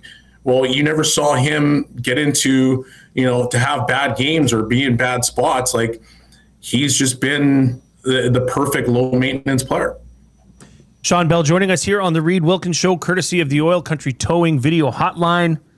Bellsy, I want to get your take on what the lines looked like. I mean, obviously, Kapanen's out, Draisaitl's at home with family business. But before that, when you had the top line, you had the second line with Kapanen coming on and Podkolzin, and then the third line with Savoy, Howard, and Roslovic, and then finally a fourth line, and I've been having a Lazar love-in all week, but finally a fourth line that resembles a fourth line. Is that something that you can see now, maybe assisting with the Oilers and the organization in assessing what they actually need moving into the trade deadline, post-Olympic break? Is that now going to shift the focus to trying to upgrade some of their defensive needs? That's a great question, actually. I would still say when you look at those lines, like when you've got all 3 lines going, I think they're pretty dangerous. But I almost would still like to see an addition to the top 6 to make them a little bit more dangerous and put guys, in the spots. And it's not to say that Kapanen can't be a second line forward. Like, I think since he's come back, and obviously now he's hurt, but since he's been back, he's been producing and he's been playing well. But over the course of his career, he has had games and times and stretches where he's been exactly that. But then there's the other side where, well, he was almost out of the league until the Oilers came calling and picked him up off of waivers. So you've kind of seen both sides of the coin with Kapanen. And so if you're wanting to be a dangerous team and you're wanting to, kind of get back to that Stanley Cup, like, as much as I like the lines where they're at right now, I still think you need to be a little bit better and a little bit deeper throughout your lineup to be a true factor from the offensive side. On the defensive end, it's also, once again, you want to have more depth, and that's what everybody's looking for. But having Wallman back gives you 5 strong. And when you get to the playoffs, you have the ability to just, shrink down to 5 defensemen and play those guys. It's a pretty good core. So, who's going to take that last spot? Is it Emberson, his game has been a lot better lately? You're really starting to see him take the next step in his maturation. So could it be him by the time they get to the playoffs? Can Regula kind of find his game again where he's now the guy? So there's lots of questions there, but at the end of the day, I still think they're probably 2 players away from, legitimately challenging again. Yeah, that's probably a fair way to put it. But I mean, good they got 11 goals without Leon over the weekend. That's a nice start. I know we're keeping you a little longer here, but I want to ask you one more because I texted you this and you didn't shoot it down. So I wonder what you're thinking. Are there any downsides to having 8 consecutive home games? Other than the fact that you're going to get fat and sassy with home cooking? Not really. I always liked home games and home stints. I mean, it's nice to get on the road, but I think the worst thing that you could do as a pro athlete is have those sustained long road trips, right? Like when Rexall used to shut down and the Oilers would be on the road for a month, like those are the worst. I don't think being at home for too long is a bad thing because they have had such a crazy schedule from the road perspective. I think it's probably good for them. Some of the guys that are new can settle in.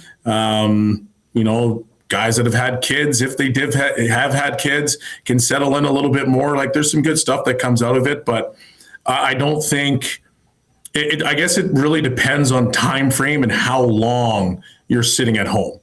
Because you do want to get on the road with the guys and, do what the guys do. And there's something to be said about that bonding where you're on the road and it's just the guys.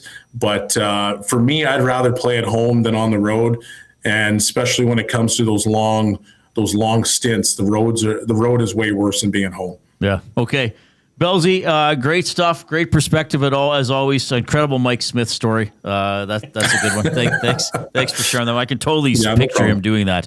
Are you is it Cass tonight or is it you? I think it's Cass. It was supposed to be me, but I'm taking some clients to the Oilers game, so I got to bail on the pre and post. Okay, well have fun. See you soon, Bellsy. Take care. Thank you. See you tomorrow, boys. Sean Bell checking in. You get him on Hello Hockey every Saturday with Tom Gazzola. You get him on other programs here on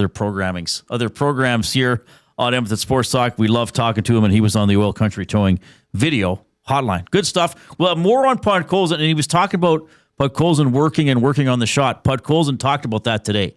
So we're going to get to that clip in the next segment. Do you want me to do clue number 3? Yes, sir. Clue number 3 in the Hudson's Canada's Pub Mystery Athlete of the Game. You're trying to win a $25 GC to Hudson's. You must text in your guesses to 780-218-9999, River Cree Resort and Casino inbox. Maximum 3 guesses per person. The third clue is Rose Bowl. The third clue is Rose Bowl.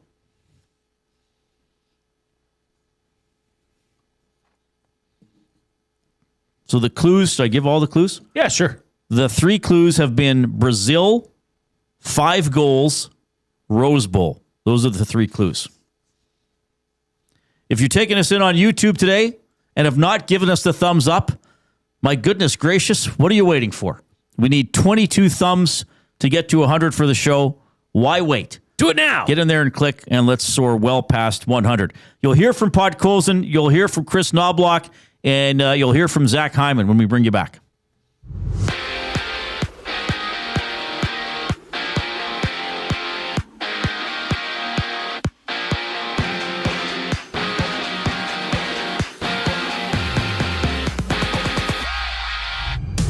Tristan, Jarry starts. Alec Regula plays as Edmonton hosts New Jersey, icing 11 forwards and 7 defensemen with Kasperi Kapanen out for about a week with a lower body injury. Tom Gazzola, Ben Thompson share the details during the GCL Diesel Oil Stream pregame show. That gets going at 7 only on EST. 7 other games on the docket. The Rangers and Kings butt heads. Columbus and Ottawa hit the ice as Minnesota and Montreal meet for 5 o'clock puck drop. Elsewhere, Jonas Brodin and Leo Carlson are expected to miss the upcoming winter games for Team Sweden.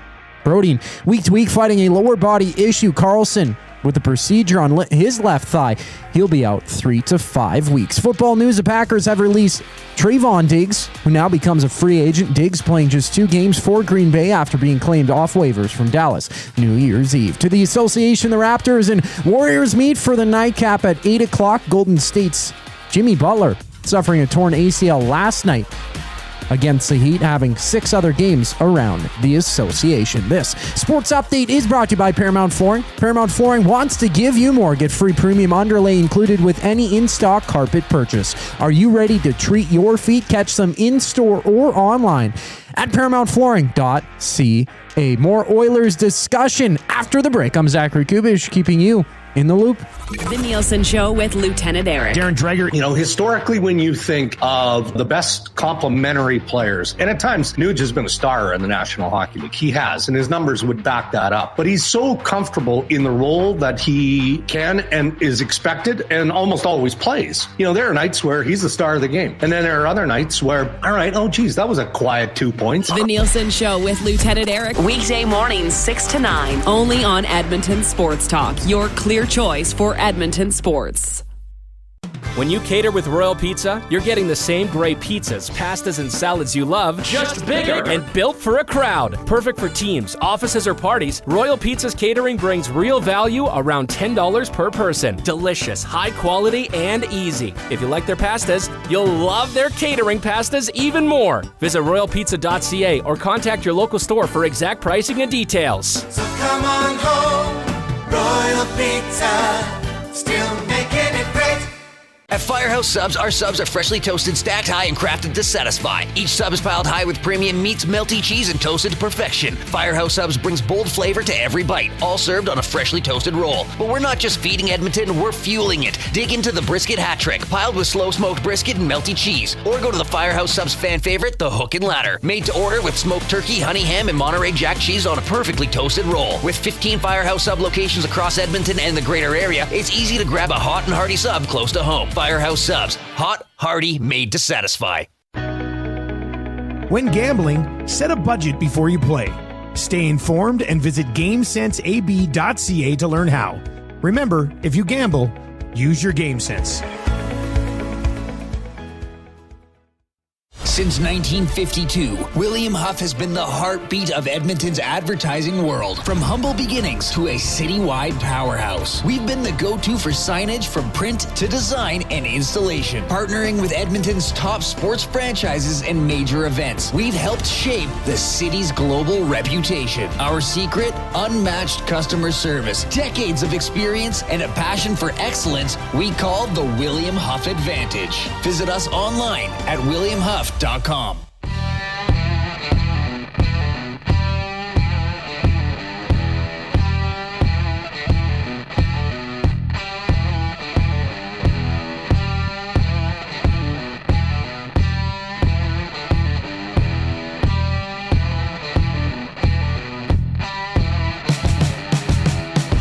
All right, hope you're having a great day. Oilers looking for a 3-game winning streak tonight when they take on the New Jersey Devils.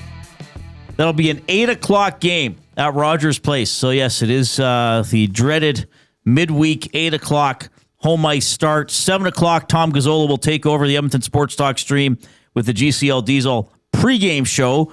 I always like to give the special teams numbers. On the power play, the Oilers remain first in the National Hockey League, 33.1%. The Devils' penalty kill is 23rd at 77.6%. The other way around, Devils power play 15th, 20.5%. The Oilers PK 12th, 80.4%. So hopefully the Oilers can win that special teams battle tonight. We'll have more on the New Jersey Devils, by the way, in about half an hour. We love catching up with Ken Daneyko, who grew up in Edmonton, won cups with the Devils, has been a broadcaster ever since he retired. Good guy to talk to, so he's going to check in around 5 o'clock. We are in the Canadian Brewhouse studio. During every Oilers game day at the Canadian Brewhouse, enter at any Edmonton area location for your chance to win Oilers home game tickets. How about that? Plus, enjoy $1 off Molson Canadian and Coors Light tankards. See in-store for details. All right. Well, you doing all right? Yeah, I'm here. I'm good. You certainly are here. Your play of the day is what? It's Oilers to win outright and Vasily Podkolzin to register one or more points. Boosted to plus 189. I like that one. That's a cheeky one, isn't it? Goodness. That is a good one. Hopefully later, this is what Dusty's saying when my play of the day hits. Are you kidding me? I hope so. And the people at Play Alberta, when I go 2 for 2 after tonight, are going to say, call the dogs off. Or here's Devils defenseman going back to retrieve a dumped in puck and Podkolzin's forechecking. I think I hear him coming now. Yes. Vasily Podkolzin, good story for the Oilers. And he was asked today about taking extra time before or after practice to work on his shot. I think the main thing is just be like a little bit muscle memory already, and then don't really thinking when you're shooting it, and that's why we try to go a little bit earlier before your practice. All right, so he's a good story. Even strength goals, finding a way to contribute and getting a chance with McDavid now with Leon out of the lineup for a couple more days. And he's going to talk about that opportunity too. But, it might seem silly to say, because if you've made the NHL, you probably have pretty good habits as a hockey player, including recognizing how serious practice is. Or not how, but to take practice seriously. That's part of your job. That little extra opportunity to improve, work on something, get advice from your coaches, see how teammates are doing. And that often also means what can you do extra? So, but, Jay, even at the highest level of the sport, there can still be separation. There still are some players who make better use of their practice time than others, or who will take extra time to work on something. So, that's good that Podkolzin is recognizing that.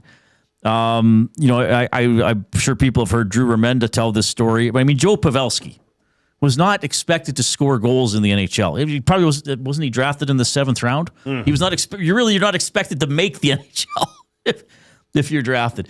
But he talked about Pavelski practicing with San Jose his shot and scoring on deflections and scoring on rebounds, like having defensemen shoot. Like, hey, don't make it hard for me to tip.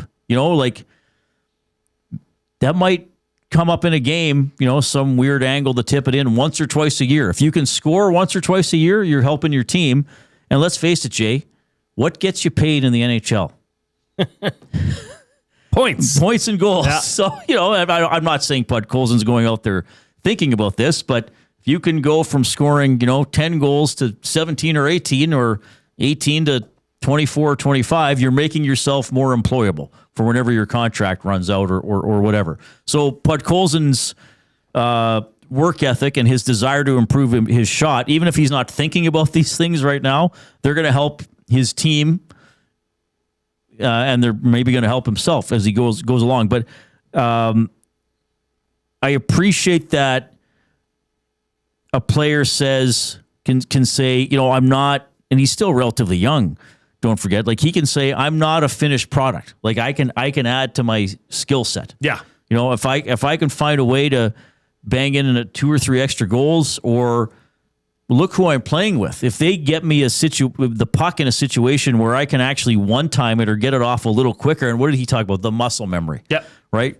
Where, okay, I've done this before. Not like, oh man, nice pass, Leon. Oh, it's in my feet. Oh, nice pass, Leon, and I'm going to fire it. Well, you mentioned that about Jake Wallman, who was on the power play, and about how he assumed Leon Draisaitl's role. And you don't, I guess this gives an Oilers fan and certainly us sitting here maybe a bit more appreciation for just how easy Leon Draisaitl makes that look. Right. But what does that come from? Hours of practice. Yeah. You want to talk about muscle memory? He's got it. So I really just am just very happy for Vasily Podkolzin. He's been a likable guy since he got into this lineup. He's been an underdog in this lineup since he got here. What has he done? He seemingly continues to answer the bell and come through for Oilers fans and his teammates. But his attitude about it, being able to stand there and saying, yeah, now because of stuff, injuries and whatever, and Leon's not here, I'm on the top line. But I'm going to work harder if I can to get that down so I don't let my teammates down. Like, he just seems like a great example of a young guy in the NHL knowing what he needs to do and taking advantage of the situation that's in front of him. Yeah, and his teammates are taking notice as well. Here's Zach Hyman. He's playing really well. I think people forget how young he is. He's still a young guy. It feels like he's been on the team for a long time, but I think this is his second year, right? So he's been phenomenal. I think he started off as a surprise to us. Not many guys knew much about him, and he's got an unmatched work ethic and competitiveness to him, to his game. He's got a sneaky, really good one-timer, which I think you'll see on the power play, and easy guy to cheer for. He's been playing really well. Well, yeah, and get the power play opportunity today. So, yeah, Wallman's going to come off that, and, Podkolzin. So, and don't forget, Podkolzin last year played all 82 games, 211 hits. This year, 50 games. He's already at 145. So, probably going to get upwards of around 250 hits or so by the time we get to the end of the season. So, making an impact for sure. Well, and what did you say? Let's just revisit what was said earlier on in the season. You talked about goal differential, that was going to be something the Oilers had to figure out how to make up from what was lost last year. Right, for the players who weren't on the... Yeah. I mean, I don't think there's a world where you thought, that Vasily Podkolzin could be a 20-goal He's scorer. got a chance to get to 20. Yeah, right? It's not out of the realm of possibility. So, I mean, you mix that in with Connor McDavid doing what he's already exceeded last year's goals total. Yeah. There's 32 games left in the season. Yeah. Right? So, this little additions like what Vasily Podkolzin is doing makes up for what you thought and what was right to think that could be an issue for this Oilers team this year. Chris Knobloch talking about giving Podkolzin an opportunity on the power play. I felt it's easier to insert somebody. You got a forward group with one defenseman, and obviously we had Wallman out there, and Wallman's a great shooter, but his natural position on the power play is up top, and we just felt that maybe the transition, having Podkolzin try that. We've only got a game or two before we anticipate Draisaitl coming back, so we wanted to give that a try. All right. Well, and look, I always figure, I know, we cover this team day in, day out. Knobloch's decisions get picked apart with deployment, and I'm including myself in this. I'm not saying I'm as guilty as anybody, but sometimes I just think to myself, you know what? Try something, and their hand is forced here because Draisaitl had to leave the team for a few days.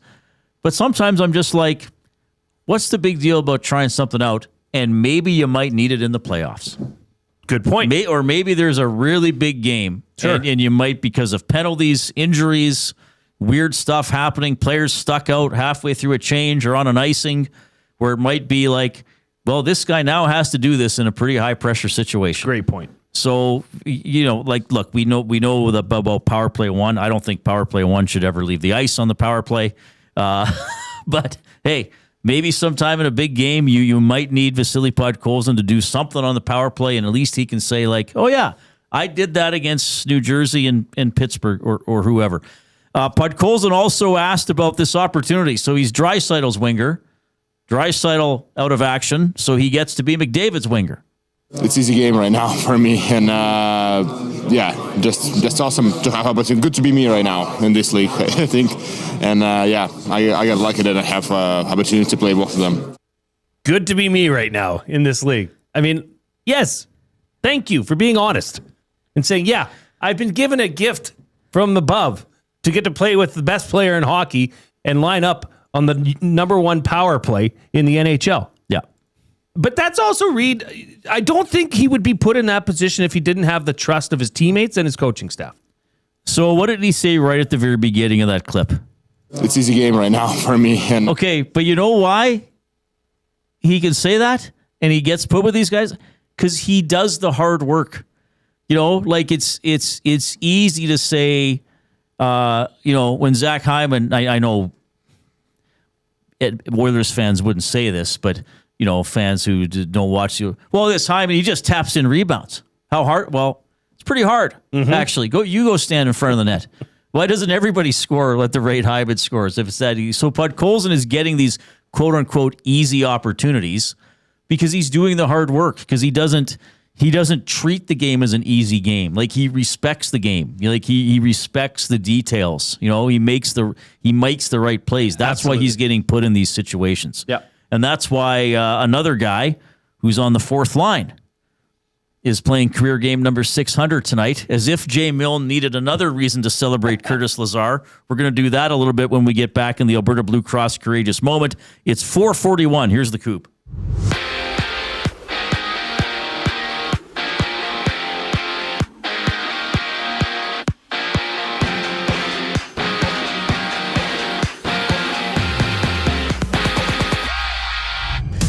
The Oilers are going with 11 forwards, 7 defensemen against the Devils. Alec Regula returns. Tristan Jarry gets the nod. Plus, Leon Draisaitl remains out, attending to a family member matter. He's expected back later this week, while Kasperi Kapanen is about a week away with a lower body issue.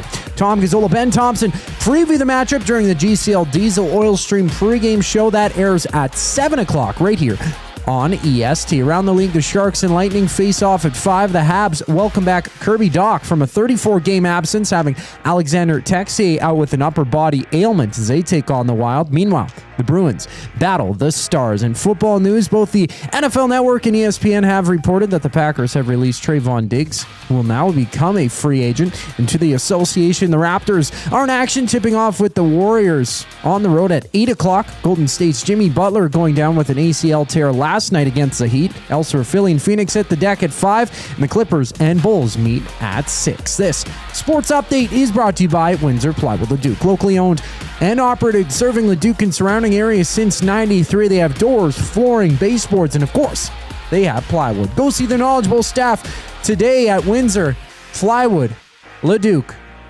More Oilers conversation next on the Reid Wilkins Show. I'm Zachary Kubish, and you're up to date. The EST Hangout. I hope that Connor McDavid wins a Stanley Cup. He deserves a Stanley Cup. This fan base does not deserve a Stanley Cup. He hands it to no one. This fan base, all they've had are the 2 greatest hockey players of all time, and yet all they can do is continue to complain about this team playing in front of them. Team. Oh my goodness. The EST Hangout, presented by Sentinel Storage. Weekday mornings 9 to 11, only on Edmonton Sports Talk, your clear choice for Edmonton sports. Sentinel Storage presents Team Canada Ice Dancers, Piper Gillis and Paul Poirier on Support from Home. We're celebrating all the people at home, the people that have supported us. We know our community is going to be cheering for us, and we know the country is going to be cheering for us. Thank you, Canada. Sentinel Storage, official storage partner of Team Canada. Hey Edmonton, did you know a local Play Alberta winner scored over $430,000 on Desert Fantasy? Think about the rec room you could build with that kind of cash. From major casino winners every hour to jackpots worth millions and hundreds of popular games to money that stays in the province, there has never been a better time to sign up for Play Alberta. Download the app today to get started with casino, sports, and lottery, all in one app. Must be 18 plus to play. When you gamble, use your game sense. EST Afternoons. Daniel Moya From the Hockey Writers, a lot of our listeners and viewers are asking, how's our boy Connor Brown looking? Scoring has been a struggle for the Devils, but Connor Brown is not part of the equation that's an issue. He has been tremendous for the Devils. I think really the Devils should lean more into the type of player Connor Brown is. I mean, Oilers fans know he could come up clutch. EST Afternoons, weekday afternoons 1 to 3, only on Edmonton Sports Talk, your clear choice for Edmonton sports. UFC 324 is live Saturday, January 24th at the Canadian Brewhouse. With TVs at every turn, ice-cold drinks, and non-stop action, you won't miss a second of the fight. UFC 324, live at the Canadian Brewhouse. Our house is your house. the Oil Stream. Have the Oilers solved their goaltending issues? I think so, man. I think Ingram's been the best of the 4 guys we've seen with the Oilers. Like, if you ask me right now who's starting game 1 of the Stanley Cup playoffs in round 1, it's Connor Ingram. For me, I would agree. I would think it is Connor Ingram, but what do you think the team would do? They traded for Tristan Jarry to come in and be the The guy. Oil Stream, presented by Boston Pizza. Monday, Wednesday, and Friday afternoons at noon. Only on Edmonton Sports Talk. Your clear choice for Edmonton sports.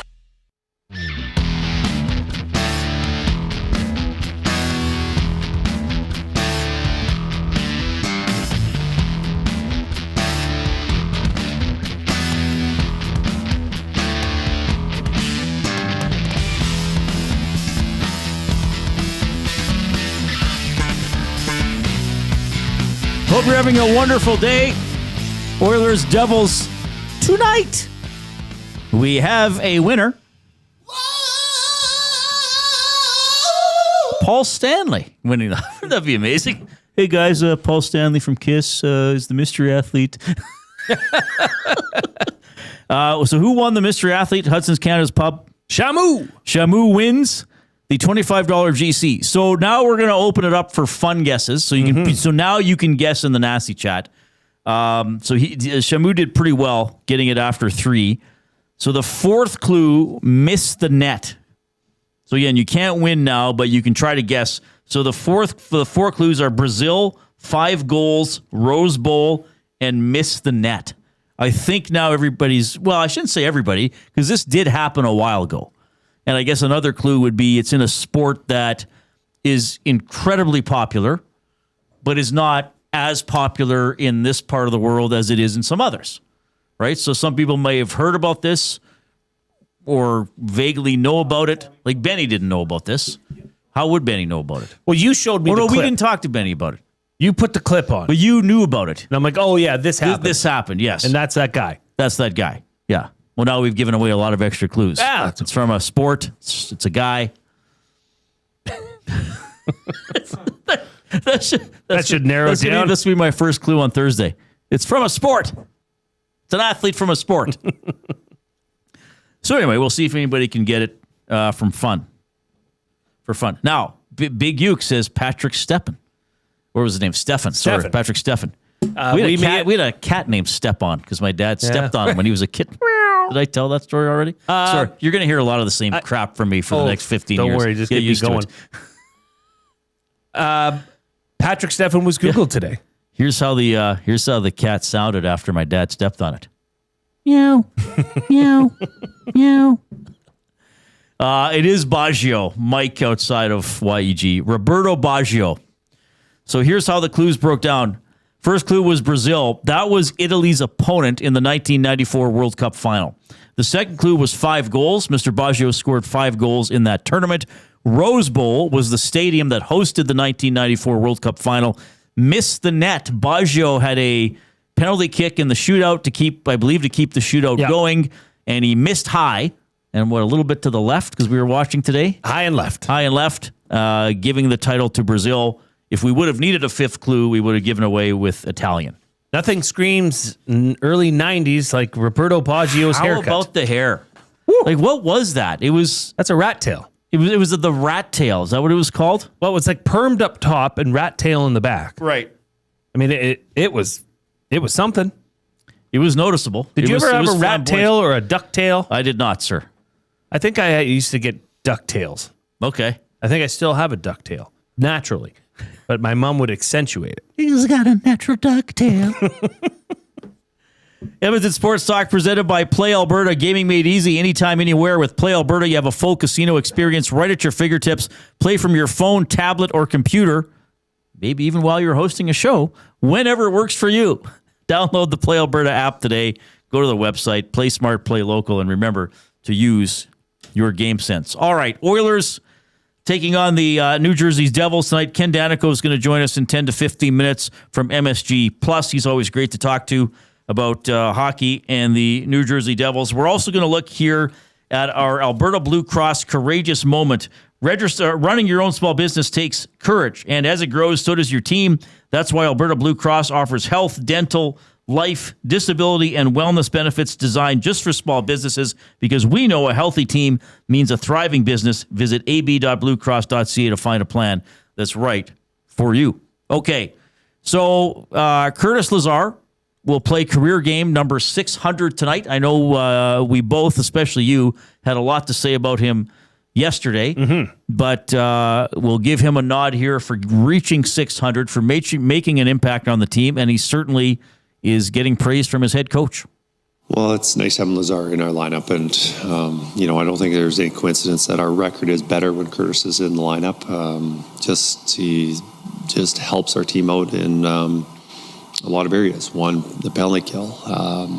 Another thing that he does a lot of is take defensive zone faceoffs, and when you have a guy like that you can throw out there for those D zone faceoffs, it reduces the workload for a guy like McDavid and Draisaitl, just because they don't have to start in the defensive zone as often, and they can start more in the offensive zone. And obviously they're more dangerous down there, and not that they can't play defense, but just put them to their strengths. And so Lazar's been handling a lot of those responsibilities, and it's not that he came out of the lineup a few times, but I think it was more because of giving other guys opportunities and finding out what we had from other guys.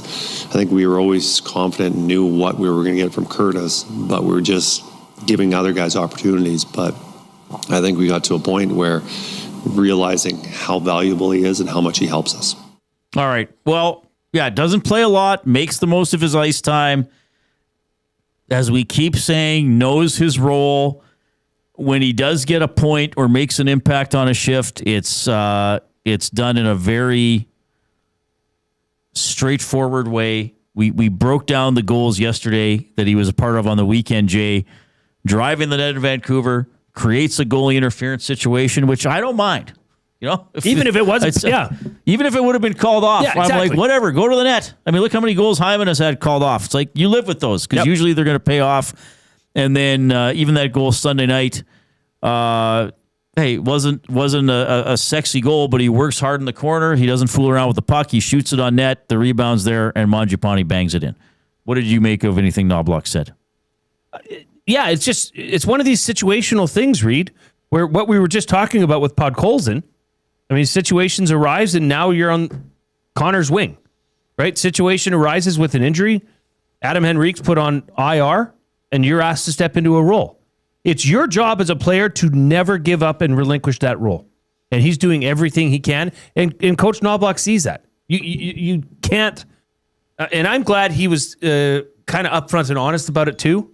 Just saying, yeah, he's doing everything. He's doing everything we want him to do. Right. And helping. You just think of the side effects of what he's doing and how he's pulling along.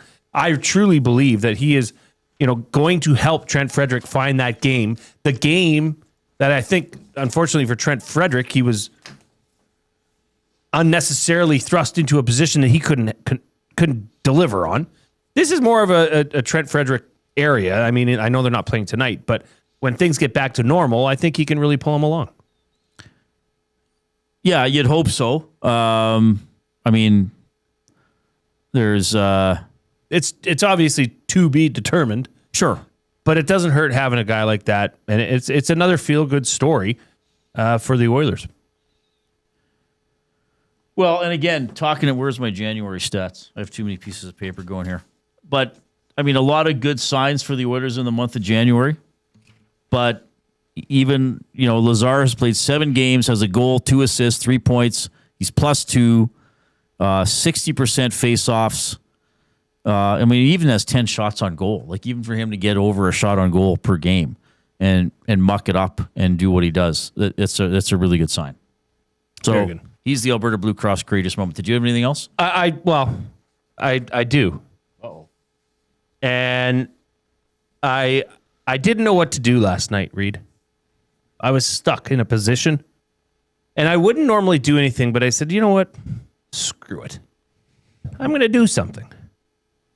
Driving home last night, it's cooler temperatures now. We went through the thaw last week, and it was just a mess, a mucky mess. Yeah. Well, it's supposed to be a little bit cooler, so I figured, it might be a good time to take the car in for a little car wash action. Okay. So I didn't want to drive to the other side of Sherwood Park where there's like a wand wash. So I just said, screw it. I'll go beside, closer to the Yellowhead. And I know there's a drive-through. Okay. And, it's one of these ones where you pull up on it, right? And you put your car in neutral. And the whole car wash moves you through, right? And I'm sitting there and you're not thinking, is this car wash that I'm currently in getting battered and bashed by thrusts of water and soap, and you can't see much. Right. But you do hear the bap, bap, bap, bap of the things hitting your car and cleaning your car. And I know, don't come at me with the, Jay, how could you use that drive-through car wash? You're wrecking your paint. I don't care. I don't care. It's a 2016 Acadia. It's going to be my daughter's in 3 years. I get it. Oh, you slow your roll. You already have a succession plan. Slow your roll on the whole, Jay, it's ruining your car paint. I don't care. Anyways, I'm going through, and at the end when they push you through the blower part, where you're drying off? Well, I'm looking, and where your windshield wipers don't hit? There's always mud there and dirt. It's still dirty.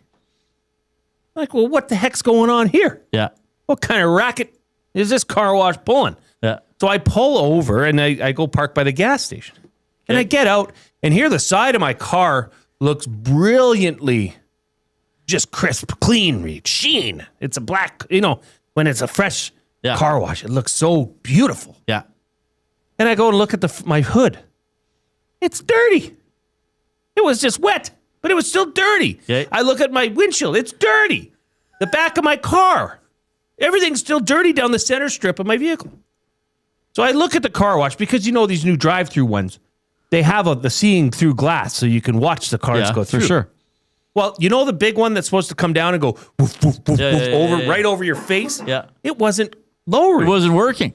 So here, this lineup of cars that are going through, nobody's getting a proper car wash. Awful.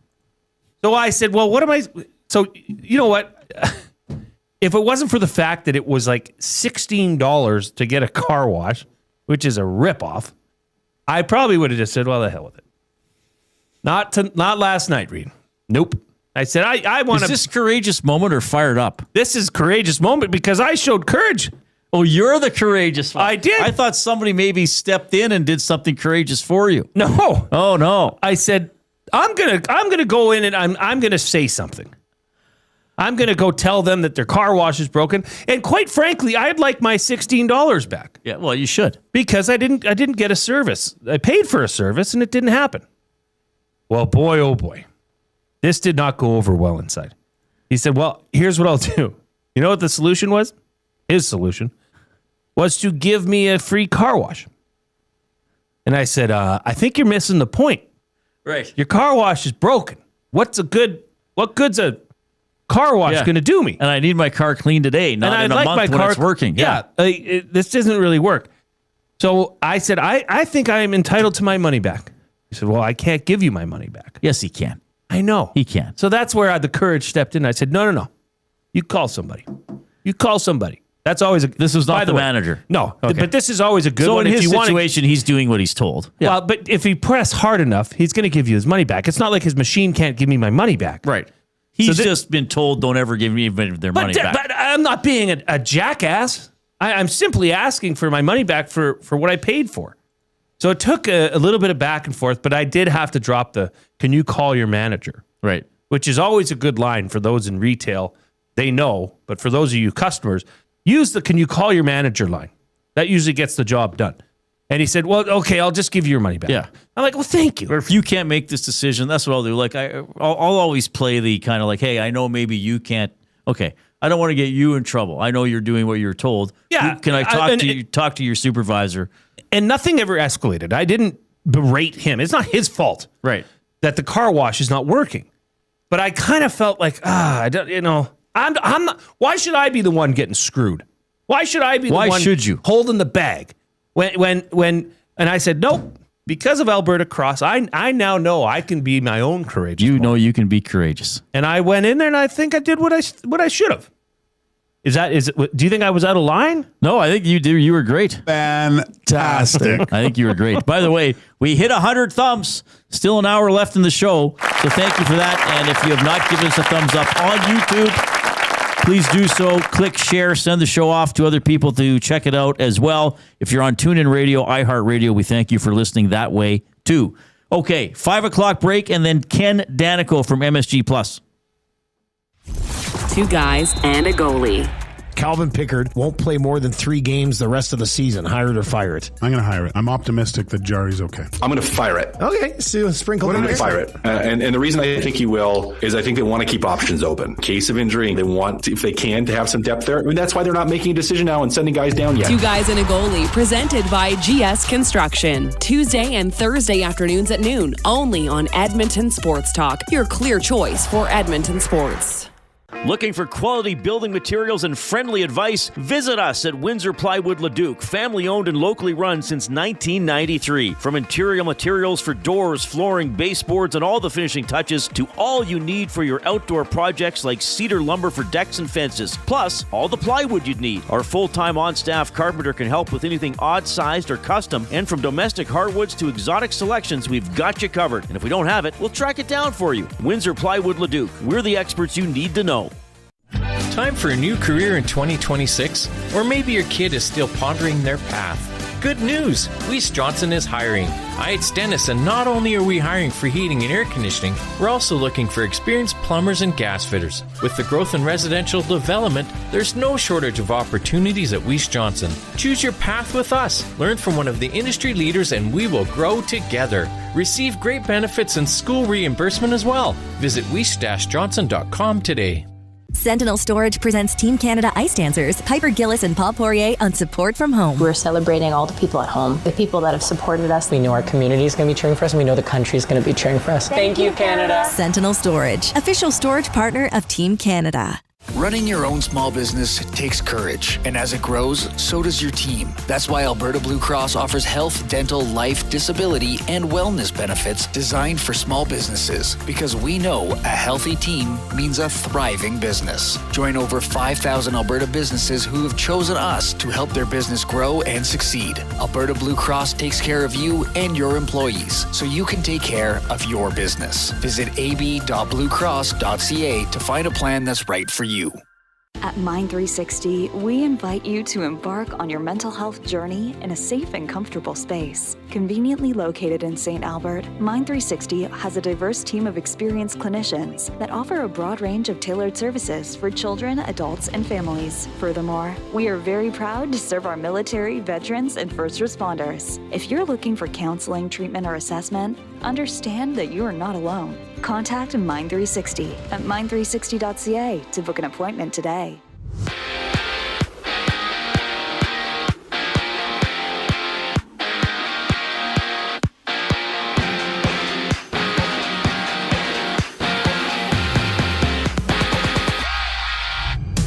Tristan Jarry starts. Alec Regula plays as Edmonton hosts New Jersey, icing 11 forwards, 7 defensemen, with Kasperi Kapanen out for about a week with a lower body injury. Tom Gazzola, Ben Thompson share the details during the GCL Diesel Oil Stream pregame show that goes live at 7 right here on EST. 3 games about to get underway. It's the Wild in Montreal to take on the Habs.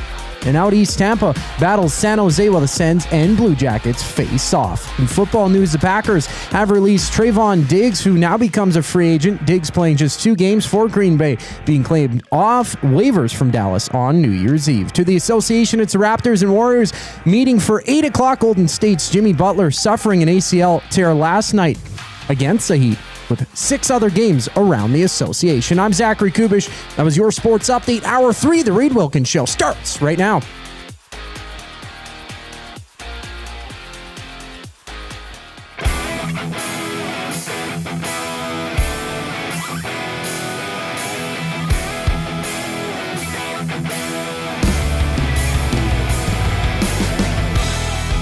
Okay, appreciate you tuning in this afternoon along with Jason Milne. I'm Reid Wilkins on Edmonton Sports Talk, your clear choice for Edmonton sports. Oilers and Devils tonight. It is an 8 o'clock start at Rogers Place, a late one, 7 o'clock for the GCL Diesel Oil Stream pregame show hosted by Tom Gazzola. We have our Voices of the Game segment for Windsor Plywood Leduc, locally owned and operated since 1993. We're more than just plywood. We offer everything from doors and flooring to decking, fencing, and custom millwork with a huge selection of hardwoods and knowledgeable staff. We're here for all your DIY needs. Windsor Plywood Leduc, the experts you need to know. We love talking to this guy. When it comes to knowing stuff about the New Jersey Devils, you'd be hard-pressed to find a better guest. He played, if you include playoffs, over 1,400 games for the Devils, won 3 Stanley Cups, and he's probably, Ken Daneyko checking, Ken, you've probably now broadcast more games than you've played, because it's about 20-some years for you broadcasting now? Yeah, I've been with the organization 40-plus years, and that's a great question, Reid. I've never really thought about it. I don't know if I've broadcasted more than I've played, but we're probably getting close along the way, and now I'm just a glorified fan, having fun here, and hoping my team can hang around. Even though they got to leap some teams along the way, hopefully they can get on some kind of roll, still some runway, and I'll always believe, because I think they're better than they performed during the season, just haven't been consistent enough. Well, so what has been the, I guess maybe if something's been holding them back, or, sometimes just that struggle for consistency can be a tough thing for some teams. What's it been that's kept them from being a little higher up in the standings so far? Well, obviously it's always a culmination of things, I believe, but the first and foremost is they've had a really tough time scoring goals this season after early in the year when things were going great, and they won 8 in a row, and they're winning some tight games, getting timely goals and big saves when they need it, and all that's changed more from the offensive side. We're 5-on-5. You can look at the metrics, analytics. They are a lot better, for what it's worth, a lot better than where they sit in the standings, and 28th or something in goals, 5-on-5, and the power play has dipped a little bit. So it's the offense, and collectively, the top guys have had plenty of opportunities, but they just haven't performed. All of them are finished to their liking, and the big reason why, we know this game night in, night out, it's a fine line, a big goal at the right time. I'll use an example against Carolina the other night, a team that they really struggle against, and they have struggled winning in their division, and that's 4-point swings. But, they dominate the first period. Carolina, which one of the better defensive teams in the league, gave up 6 breakaways. Devils didn't score in 1. That right there sums it up. They outplayed them in the first, couldn't score. All of a sudden, Carolina, you can't do that against them, let alone many teams in the league, but they get 1 goal, and all of a sudden they find their footing, and they have the Devils on their heels. So that's kind of been what's transpiring a lot of nights. But they've won 3 of the last 4, getting better, feeling a little better. They're healthier. They've been healthy for the last 10 games. It's taken time, and a lot of things run through Jack Hughes. When his game is going, everything seems to fall into place because everybody fits perfectly, and they get their game going. It seems the second and third lines, and he's starting to feel a little bit now. Hasn't scored in a while, getting plenty of points, but rightfully so with the freaky injury, and it's taking him time with the hand. He hasn't been at full strength, but he's starting to look a lot better. As of late, had a strong game against Calgary, and we will see. Like I said, there's some runway teams to jump, but a lot of hockey left, and they're hoping to find some traction here and see what they do here against the Oilers tonight. But that's been the main culprit, really, is the offense, and just trying to figure out how they're going to finish a few more opportunities, which would turn the wins awfully quickly and have them much higher in the standings. Ken Daneyko joining us on the Oil Country Towing Hotline. Yeah, Jack Hughes, a great player, point a game. He's only played 31 games because of that injury. But is Luke Hughes out now? Didn't something happen to him in Calgary last night? Yeah, it did. Speculation, I don't know exactly. A dislocated shoulder, so we're praying it's something that we'll find out in the next few days, whether he needs surgery and could be out the year, or is it only a handful of weeks type situation. But one area they do have depth now because they're how healthy is on defense, and they've got a truck along without Luke Hughes and find a way. And young Nemitz is one of those players that loves the heroics. He's got that clutch gene in him, and he's a guy that's going to have to step up as well as the rest of the guys. He got scored a big goal last night, his 3rd overtime goal. He's the one guy, even including forwards, that I probably want the puck on his stick in a tie game in overtime. He just has that little bit of an it factor that you don't teach. I got to ask you about Connor Brown, the former Oiler. I mean, some decent stats. He's got 9 goals, 17 points in 42 games. How's he been with the Devils?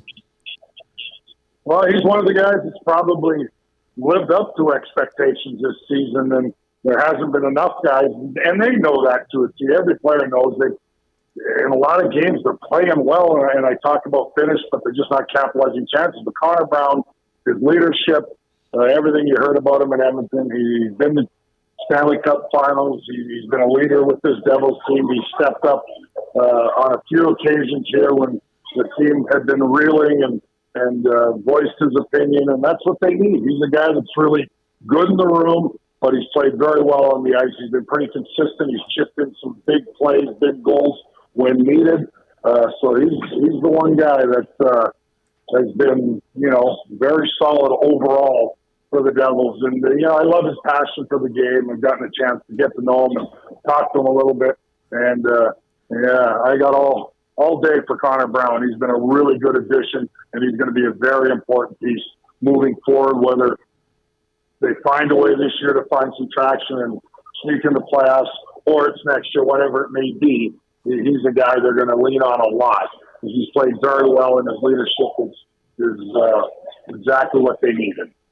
Ken, just a couple more for you. Thanks so much for coming on today. Jay and I were talking earlier how for the 4th year in a row, the Oilers have the chance to have an excellent January if they make the most of these 6 home games they have left in the month. So it's been kind of an odd trend with them that they bank a lot of points in January. Jay asked me if I knew why, and I said, well, if I knew why, I'd sell it to every NHL team.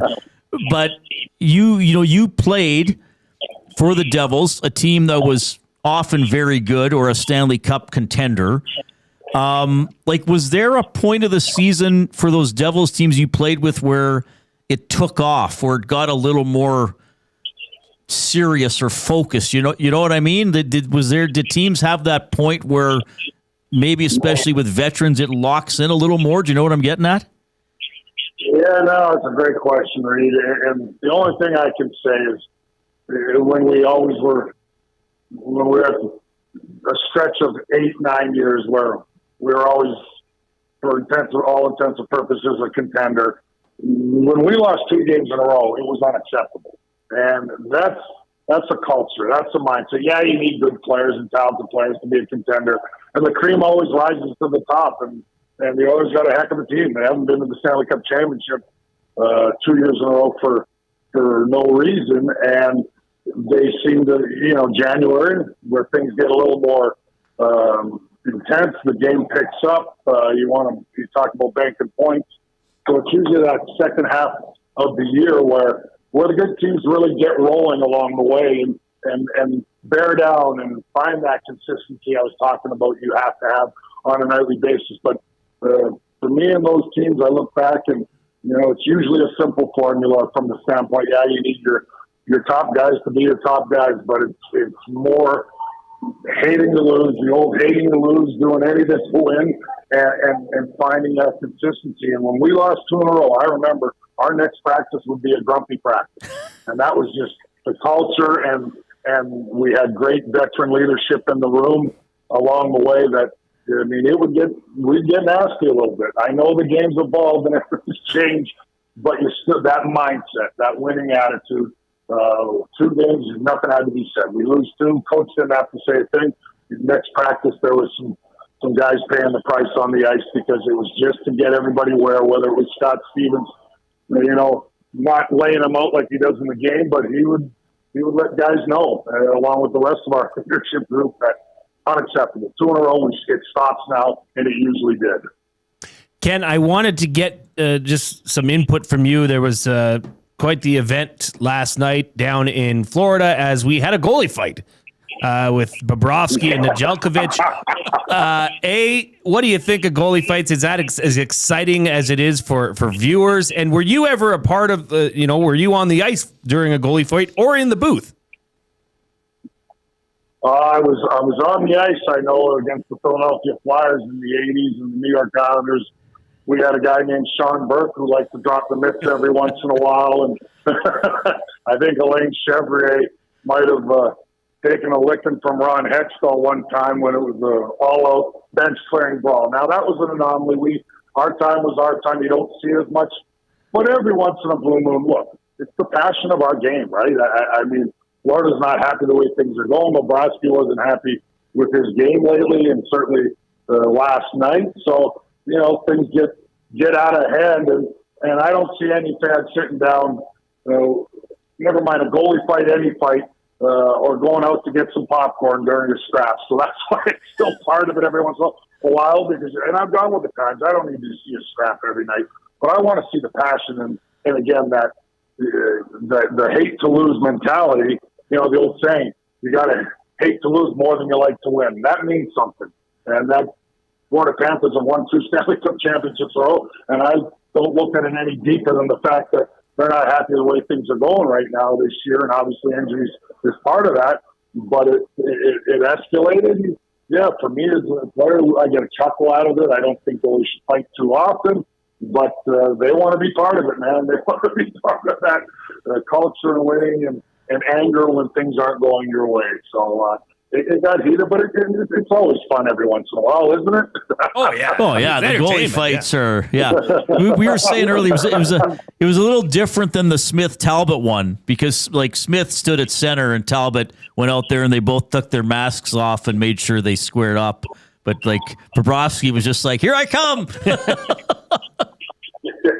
You know, I heard Nedeljkovic's comments as well, and they were great. He just, I was, I'll do anything for these guys in this team now that the Sharks are, turning the corner here, and maybe not as much in a rebuild and believing they got a shot at the playoffs. Yeah, that gets your juices flowing as a player. You're going, I'm going to do whatever it takes, even if I step way out of my comfort zone. And yeah, I don't want to see anybody hurt, in particular goalies, but usually it ends up in a couple of punches in a wrestling match, and that's kind of what transpired. But it just showed the passion and love for your team and love for the game and hating to lose. That's the bottom line from my perspective. Yeah. Awesome. Okay, Ken, we love having you. Thanks for fitting us in. I know you're getting ready for your broadcast tonight. Hopefully I'll see you at the rink tonight. No. Reid, I don't mean to cut you off. I'm kind of happy that I get to go to the game as a fan, because this is national. In the United States. TNT's covering the game. So I'm from Edmonton. I'm going to dinner with my sister and her family and my nieces, because I'm from Edmonton. They're diehard Oiler fans. They live and breathe it. But during my playing day, they would root for my teams as well. So I have to kind of keep from that. Just balanced out the family thing. I think we kind of need this more than your guys tonight. So I'm going to find out at dinner which team she's rooting for, really. She's going to the game, too. Okay. So I get to enjoy it, and I like that part of it sometimes. Okay, well, we'll have fun. We'll enjoy being a fan. So, well, I guess we'll have you on the show. But we'll see you next year when you're in Edmonton. This is awesome. Thanks, buddy. God, my pleasure. Take care, guys. Thanks for having me. Ken Daneyko, longtime New Jersey Devils player, now a broadcaster on the Oil Country Towing Hotline, voices of the game for Windsor Plywood Leduc. Yeah, we love having him, and he's great. I loved how he told that story about when he was on the Devils. You don't lose you don't lose more than 2 in a row. Right. There's the line in the sand. Reid, I don't know how many interviews you and I have conducted, but you write down some notes. At least I do, a couple, bullet points. I've never written down anything so much that I would like to share with my kids. If they're doing something, it doesn't have to be sports related. It can be anything in life. Hate to lose more than you like to win. Right. Yeah. That is powerful. And to have that mentality and that thought process, well, no wonder that team was as dominant as it was. Yeah. That's powerful stuff, man. Yeah, I like that. Yeah. That's great. He gets to go to the game with his family. So he was born, I think he grew up in Windsor till he was 6 or 7, and then spent the rest of the time growing up in Edmonton. So he often sees family when he comes here. So yeah, he gets the night off with which is it's a TNT game. And that's why it's 8 o'clock, by the way. I'm sure most people figure that out for for television. We're not picking the start times. Everybody's very excited about the 8 o'clock start. They're People love it. Excited. Yes. Yeah. Is it even? I gotta check something. What if it's 8:20? Oh, then this would be a playoff game. Yeah. That was funny. That was an interesting part of going through the playoff run, Reid, was that you would constantly remind people, well, the game may start at 7:53. Puck drop is actually at 17. Yeah. Does it say? No, I'm checking with somebody. Because what's the earlier game? What do we have tonight? There's 3 games on right now, underway in the first period. So Bruins Stars are at 5:30, and then Devils Oilers is at 8. Oh, I wonder if it starts. It might start even later. I forgot to check that. Oh my! People are going to love that, won't they? Yeah. I'm just checking with somebody with OEG for the puck drop time tonight. You know, I'm going to get up to the press box early so I can have a nap. Curl up. Well, so Benny came, good guy, said, very good guy, came in and said, hey, would anybody like going to Timmy's? Would you like anything? And I'm like, oh, yes, it is the 8 o'clock start, so I might need a little bit more juice to get me through it. So, yeah, I took a small black. Yeah, me too. Oh, plus Benny paid. We make the young guys pay. I offered. He refused. 780-218-9999 is how you can text us. That is the afternoon inbox powered by River Cree Resort and Casino. They are hosting a watch party for the Super Bowl on February 8th. Doors at 3:30, kickoff at 4:30. Tickets start at $35, which includes an all-you-can-eat buffet. And don't forget to go to rivercreeresort.com to find out more. All right, buying or selling for Damon Bunting. Words of the day still coming up.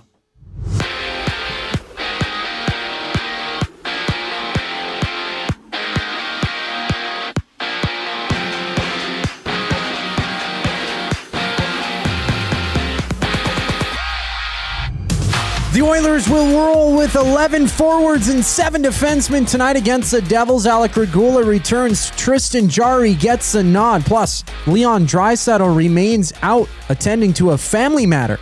He's expected back later this week, while Kasperi Kapanen is about a week away with a lower body issue. Tom Gazzola, Ben Thompson set the table during the GCL Diesel Oil Stream pregame show that airs at 7 o'clock right here on EST. And right now in the NHL, there's 3 games live midway through the opening frame.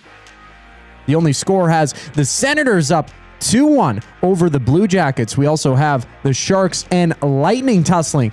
Will the Wild and Canadians go toe-to-toe? Football news, the Packers have released Trayvon Diggs, who now becomes a free agent. Diggs playing just 2 games for Green Bay after being claimed off waivers from Dallas on New Year's Eve. And to the association, the Raptors, they're in action, tipping off with the Warriors on the road at 8 o'clock. Golden State's Jimmy Butler going down with a torn ACL last night against the Heat. And underway right now, it's the Suns and 76ers. Philly up 11-8 midway through the opening quarter. The Reid Wilkins Show rolls on after the break. I'm Zachary Kubish, keeping you up to date. Hey, Edmonton, did you know a local Play Alberta winner scored over $430,000 on Desert Fantasy? Think about the rec room you could build with that kind of cash. From major casino winners every hour to jackpots worth millions and hundreds of popular games to money that stays in the province, there has never been a better time to sign up for Play Alberta. Download the app today to get started with casino, sports, and lottery, all in one app. Must be 18 plus to play. When you gamble, use your game sense. December's festive featured wing flavors are here at the Canadian Brewhouse. It's festive cranberry versus Korean bulgogi in the ultimate flavor showdown. Try them anytime or just 67 cents every Wing Wednesday for a limited time. The Canadian Brewhouse. Our house is your house. Sentinel Storage presents Team Canada Ice Dancers, Piper Gillis and Paul Poirier on Support from Home. We're celebrating all the people at home, the people that have supported us. We know our community is going to be cheering for us, and we know the country is going to be cheering for us. Thank you, Canada. Sentinel Storage, official storage partner of Team Canada. Looking for quality building materials and friendly advice? Visit us at Windsor Plywood Leduc, family owned and locally run since 1993. From interior materials for doors, flooring, baseboards, and all the finishing touches to all you need for your outdoor projects like cedar lumber for decks and fences, plus all the plywood you'd need. Our full-time on-staff carpenter can help with anything odd-sized or custom, and from domestic hardwoods to exotic selections, we've got you covered. And if we don't have it, we'll track it down for you. Windsor Plywood Leduc. We're the experts you need to know.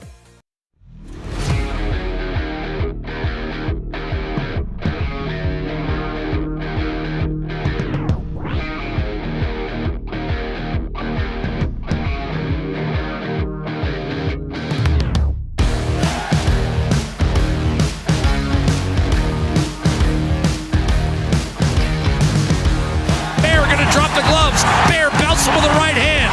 Kachuk counters with a straight right. Right hook, Ethan Bear. Left jab, Matthew Kachuk. And now we're going to have a goalie fight. Bear throws a right hand. Here comes Cam Talbot and Mike Smith. They're going to go at center ice. Talbot short with a right hand. Smith, 3 clubbing right hands. Right hand Talbot. Big right-handed shot from Mike Smith. This is the Battle of Alberta we've been waiting for 3 decades. Out yesterday after the goalie fight, so we had to play that. That audio, of course, courtesy Chorus Entertainment. Goosebumps. Yes. That is so good. I had to say the courtesy because they could get quite upset with me for playing it. It was he put it online. He put it online. Though, given, it's goalie fight season. This is your 36-hour window. You can talk about goalie fights as much as you want. One play of Jack's as many greatest calls of all time. Yes. That was. Have you ever seen the guys that do like the voiceover of Jack Michaels? Oh, yeah. I tried to get them on they're like Australian or something. Oh, really? Yeah, because they do a bunch of the Shep brothers or something. The Shep mates, they're twin brothers.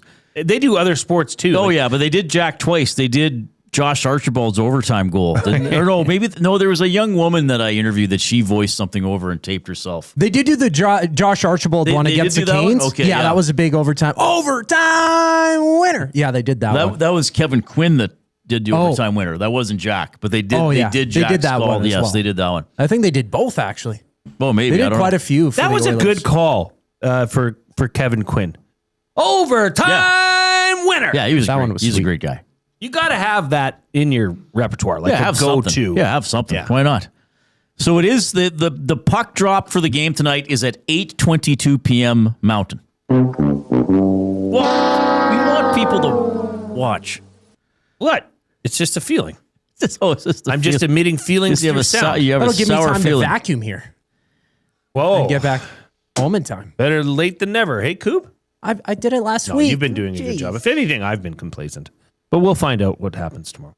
8:22 puck drop tonight. Oilers and the Devils. Edmonton Sports Talk presented by Play Alberta. It's time to turn up the fun with the all-new Play Alberta app, your digital destination for casino, live dealers, lottery, instants, and of course, sports betting. We have the Play of the Day, Jay's Play of the Day, a bunch of other fun EST stuff under the EST specials. If you would like to sprinkle on that, I put a little bit on your Play of the Day. Why not? Little sprinkle, little tinkle.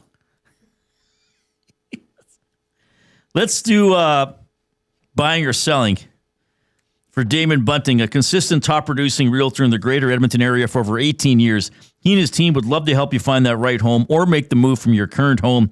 Community-driven, he understands what it takes to make a difference in our city. Check him out, DamonBunting.com. Instagram handle, Damon Bunting Real Estate. Well, I want to ask Reid, buying or selling, okay? We just had a legendary guest on. He's fantastic. Yep. Ken Daneyko played, you said it was with the organization for over 40 years now, whether it be on the ice or in the broadcast booth. Buying or selling, you're going to see a stat line like this.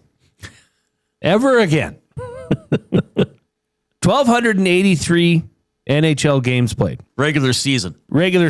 Correct. Right. 36 goals. Right. 142 assists.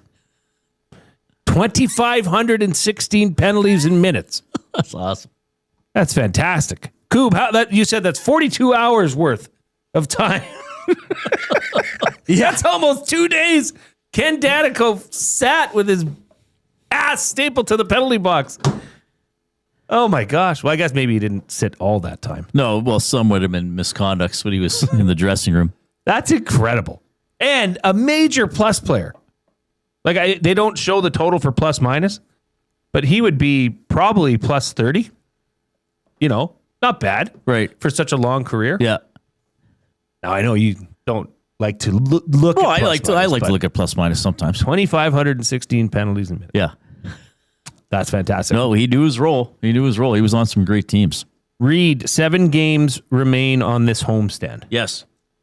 Now we're pushing the goalposts here because earlier we were talking about the end of January. Right. So they have 9 games before the Olympic break. Okay. Do you want to do that? Well, I'll do whatever you want. We'll do it now. Clarifying. We'll do it live. All right. Okay. Let's go to the 9 games. Sure. Before they head to the Olympic break, their last game being at Calgary, 8 p.m. February 4th. 9 games. Buying or selling. The Oilers come out of these last 9 games with 14 or more points.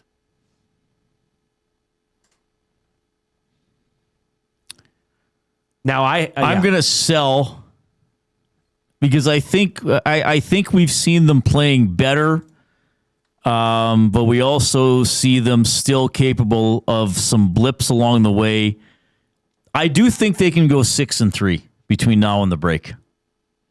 So almost. Yeah, I think they'll probably lose one of the back-to-back games against Toronto and Calgary, which means in these next 6 games in January, I have them going 4-2. Just given how they've played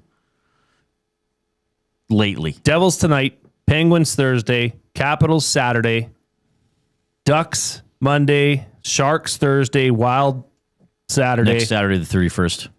And then Tuesday, they finish off the homestand with the Maple Leafs coming to town. Yeah, like they don't play any super powerhouse team. But I think, we've seen some nights where even though the depth play has a little bit better, they maybe don't get the big goal that they need along the way. But I think in the 9 games between now and the break, I'll give them 12 out of 18 points. I think that's pretty attainable, and it would be pretty good. That would be 60%. That'd be 66.67%. Yeah. Yes. Just like you've alluded to several times during this season. The Oilers could win 2 of 3. That's actually pretty good. That's pretty good. They just never win 3 in a row. Buying or selling? Does last night's national championship game in the NCAA show just how important coaching is? Oh, big time. Yeah, big time. I think someone said this to me once. I can't remember who it was, but not that coaching doesn't have an impact at the higher levels of sport, but the lower the level of sport, and I realize NCAA football is a high level, but it's not the highest level of football, the greater the impact coaching can have. Right? I mean, if you think about, you have a bunch of little kids playing community sports, and there's that one coach that's really organized or knows the game, right? Just having his players in position or whatever, they're going to be a better team. Now, you get to the higher levels.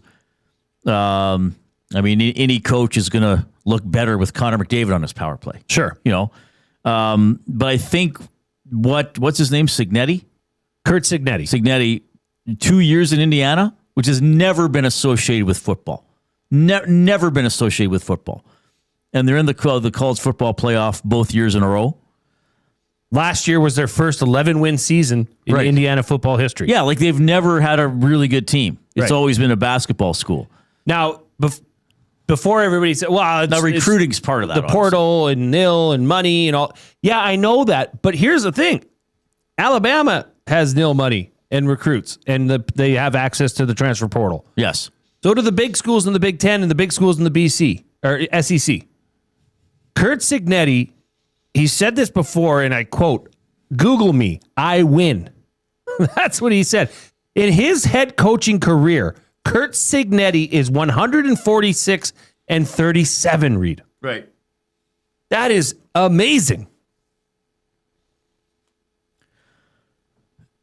Yeah, I think you, and this is, now maybe football is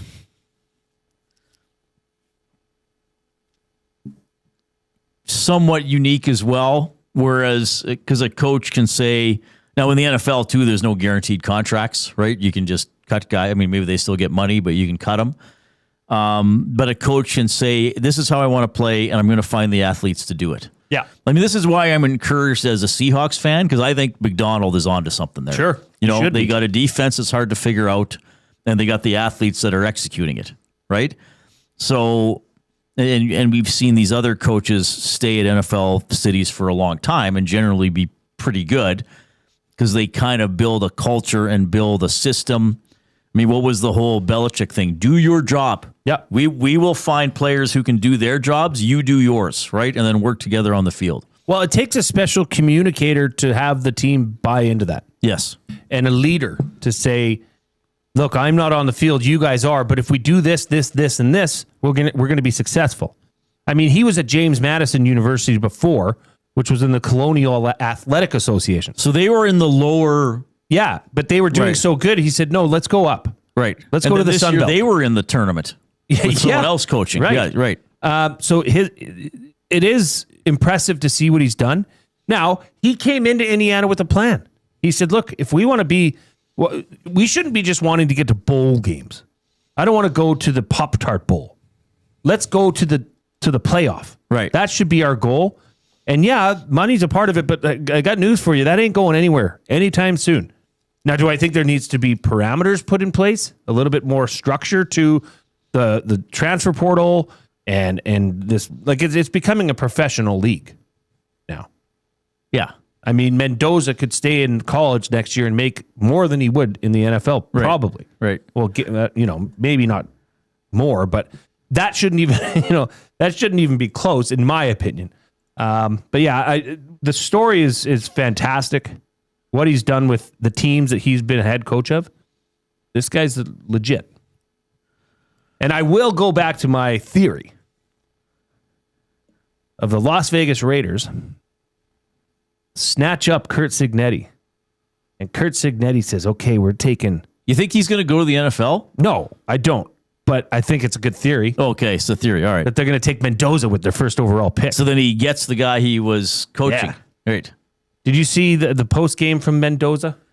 I thought it was I stopped watching right after. I thought it was kind of funny. And maybe it's just because of my religious background that I may have picked up on stuff like this. Okay. But he said, first off, I'd like to give the praise and all the glory to God. Okay, cool. You do what's best for you. And then he got so excited. He said, let's effing go! Well, I didn't see that. It was kind of interesting. Right. I guess.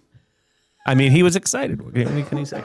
Good player. Great touchdown, him diving into the end zone. But I mean, I got to hand it to Miami. Too. Like the way they came back and they started getting more pressure in the second half. I mean, quite frankly, you look back at everything that happened in that game, that blocked punt. Huge. That was probably the biggest play in the game. Huge. But this is the thing. I mean, look, I know there's a lot of great athletes in NCAA football, but like I was saying, every time you take a step down, there's more mistakes. Yeah. Like that's a block that can't happen. Like the guy just kind of was like, oh, I didn't block the guy. And now he blocked the punt. Yeah, it just can't happen. Yeah. Not on that stage. And in the higher levels of football, that would rarely happen that a block would be missed to that extent. No, it was nice to see that second half come together the way it did. Yeah. And make a game of it. Because up until that point, like I said, it was 10-0 at half. I was sitting there licking my wounds from taking Indiana and the over. Oh, right. But yeah, then, that was. And they came through. Yeah. 780-218-9999 is how you text us. The afternoon inbox presented by River Cree Resort and Casino. So River Cree Resort and Casino turning 20 this year. They're going to celebrate until October 26th. And how about this? Over $1 million in prizes. For example, 35 winners of $20,000 in casino-free plays, 9 brand new cars, 56 winners of $1,000 in cash. A lot of great stuff. Go to rivercreeresort.com. Oilers getting set to take on New Jersey tonight.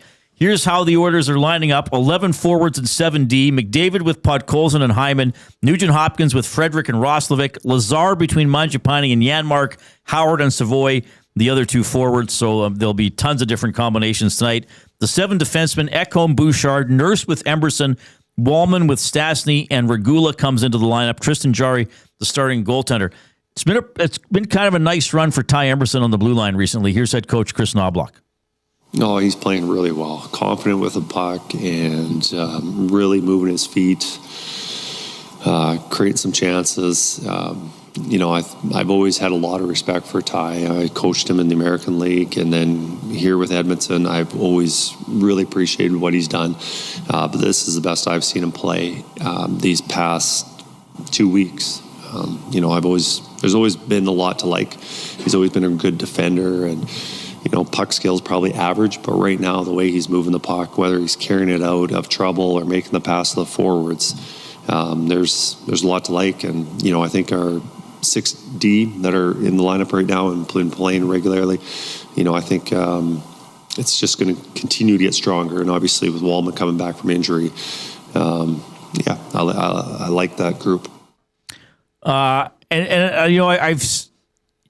Emerson has been playing well. Yeah. I mean, look, he is who he is. He's going to be sort of a depth defenseman. He's going to start with Nurse tonight, but probably usually will be on the third pair. But I've noticed with him, there's sort of a steadiness and a safety to his game. And so that's why I say to the people who want to shoot Alec Regula into the sun, he's got to play and get opportunities. There's going to be growing pains. They're more noticeable with defensemen. Yes, maybe for the playoffs, you don't want somebody like that to play as much or want to be really sheltered. But I think we're seeing a bit of a payoff here with Emerson now. There's sort of some steadiness there, And so maybe with Regula, hopefully, then you get that chance. Okay, maybe he doesn't play every game. Maybe he doesn't play a ton, but he keeps getting NHL games under his belt. And then, I know it's hard to be patient, but you're not going to have every guy at the peak of his career at the same time. Maybe a year from now, it's like, oh, Regula, all of a sudden I'm not seeing the giveaways or the turnovers. Hopefully. So I think Emerson's grown. Hopefully Regula gets some opportunity to keep growing too. But wouldn't you already say that Emerson's shown quite a bit of growth? Well, that's what I'm saying. Yeah. So now I'm saying hopefully Regula goes through the same process. Right. And I mean, look at this. He's 25 years old, Reid. This is his last 5 games, time on ice. 2052, 1852, 1856, 1940. That's pretty darn good. Right. For a 25-year-old defenseman, that's, in his 3rd season in the NHL? Yeah. Right? So it's good to see that he's capable of growth. And then, you could expect the same from Regula, I'm sure. The Oilers in their last 3 games have only allowed 1 goal against. Here's Zach Hyman. Crazy that we're 2-1 with only 1 goal in that other one, but I would say starts with our goaltending. It's been phenomenal. Giving us a chance every game. I think that as players we can make it easier on our goalies by playing well structurally, by not letting pucks cross that middle lane. I think we're doing a better job defensively. I think we're doing a better job limiting chances off the rush. I think we're doing a better job battling for pucks in front of our net. So we're helping our goalies, but they're really playing well. All right. Yeah, and it will be Jarry in goal. Yeah, first start at Rogers Place? Yeah. First start at Rogers Place for Tristan Jarry. I had to triple check that. Well, yeah, because he played on that road trip, right? Played 2.5 games, got hurt, came back, played Nashville. Didn't play against, and then he was in Vancouver. So, yeah, good stuff. All right, 5:43. Of course, we are coming to you from the Canadian Brewhouse studio. The wing flavors of the month for January, Mediterranean Greek, taking on Southern barbecue wings. Try them anytime or for 69 cents all day, every Wing Wednesday. That's tomorrow at the Canadian Brewhouse. Our house is your house. Words of the day when we wrap up the show in the next segment. And, of course, at 7 o'clock, we got the pregame show for the Oilers.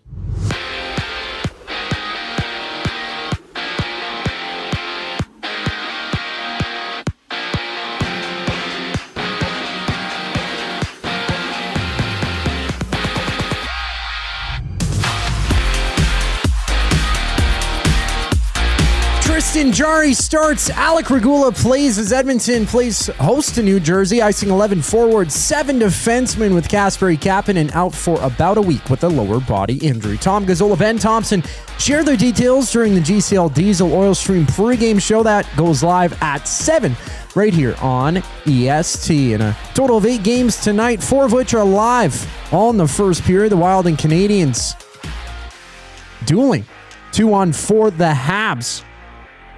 And at first intermission, it's the Sharks and Lightning tied at 1 aside. In other news, Jonas Brodin and Leo Carlsson are expected to miss the Olympics for Team Sweden. Brodin week-to-week lower body. Carlsson set to miss 3 to 5 weeks after undergoing a procedure on his thigh. To the association, the Raptors and Warriors meet for the nightcap at 8 o'clock. No Jimmy Butler for Golden State. He's out for the remainder of the season with a torn ACL. And right now, early in the second quarter, the 76ers lead 34-29 over the Suns. The final segment of the Reid Wilkins Show brings us back after the break. I'm Zachary Kubish, and you're up to date. Firehouse Subs. Our subs are freshly toasted, stacked high, and crafted to satisfy. Each sub is piled high with premium meats, melty cheese, and toasted to perfection. Firehouse Subs brings bold flavor to every bite, all served on a freshly toasted roll. But we're not just feeding Edmonton, we're fueling it. Dig into the brisket hat trick, piled with slow-smoked brisket and melty cheese. Or go to the Firehouse Subs fan favorite, the Hook and Ladder. Made to order with smoked turkey, honey ham, and Monterey Jack cheese on a perfectly toasted roll. With 15 Firehouse Sub locations across Edmonton and the greater area, it's easy to grab a hot and hearty sub close to home. Firehouse Subs. Hot, hearty, made to satisfy. Hi there. If you're like me, you like to picture yourself in luxury, even though there's absolutely no way you could afford it. And if you can, well, even better. Thankfully, I picture myself in something that is luxury, but still absolutely affordable, like the all-new Mazda CX-90 from Park Mazda. With the new luxury features like facial recognition settings and quilted detail Napa leather seating, I can pretend to be comfortable with all of my proper settings activated without even touching the button, thanks to Mitch Lewicki and the great staff at Park Mazda. I like to picture Mitch Lewicki as a ninja fighting off evil samurai. Park Mazda, your dealer for life in Sherwood Park off Y Road, parkmazda.ca.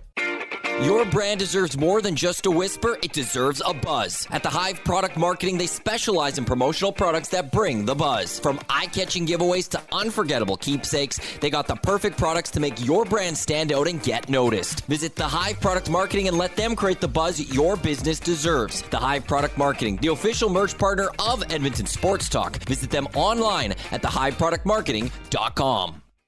Looking for a winning strategy for your retirement? Contact me, Joaquin Gage at K4 Financial, where expertise meets dedication. I will always look for a careful approach to your retirement, ensuring your financial future is secure. From tailored strategies to clear, actionable advice, I'm here to guide you every step of the way. Don't leave your future to chance. Get in touch with me, Joaquin Gage, today at k4financial.ca or email joaquin.gage@k4financial.ca to start planning for a brighter future and a more secure retirement.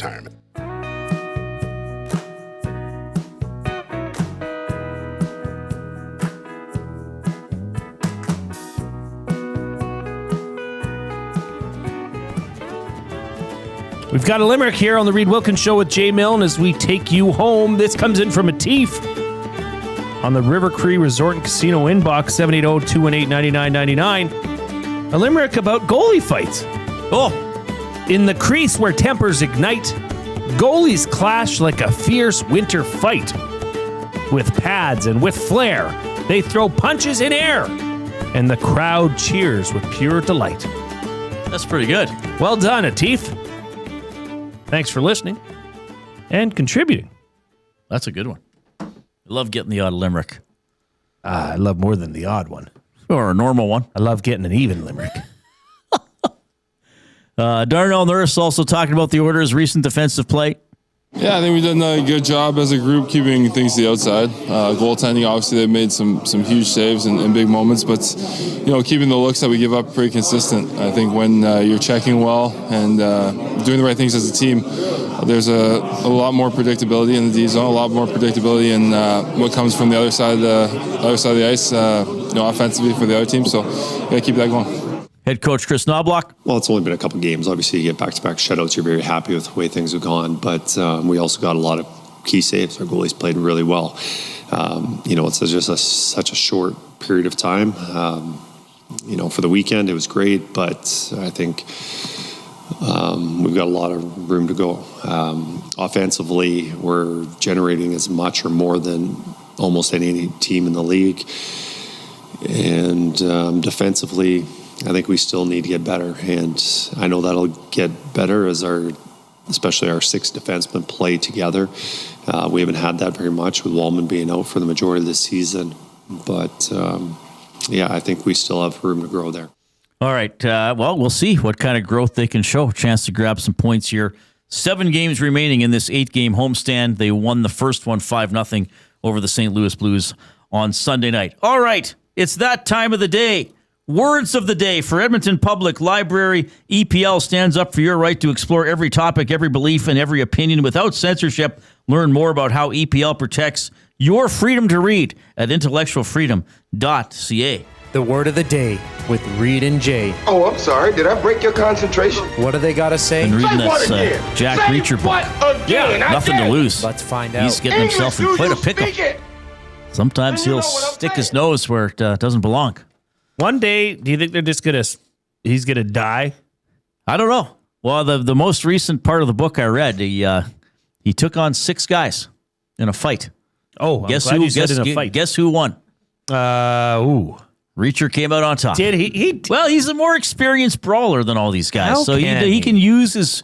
He was in a bar, so he was like throwing stools at people to get them off balance, and then he knows where to strike. Was he using he's not pool just cues? punching. No, they didn't use a pool cue. I think he might have in another book. But like he knows, he's just not punching. Like he'll punch you, in the throat, One or shot. he'll just break your bone, or he knows where to grab your wrist and just break it, and then you're down and out. Yeah, you're out. Yeah. God bless Jack Reacher. First word of the day, insidious.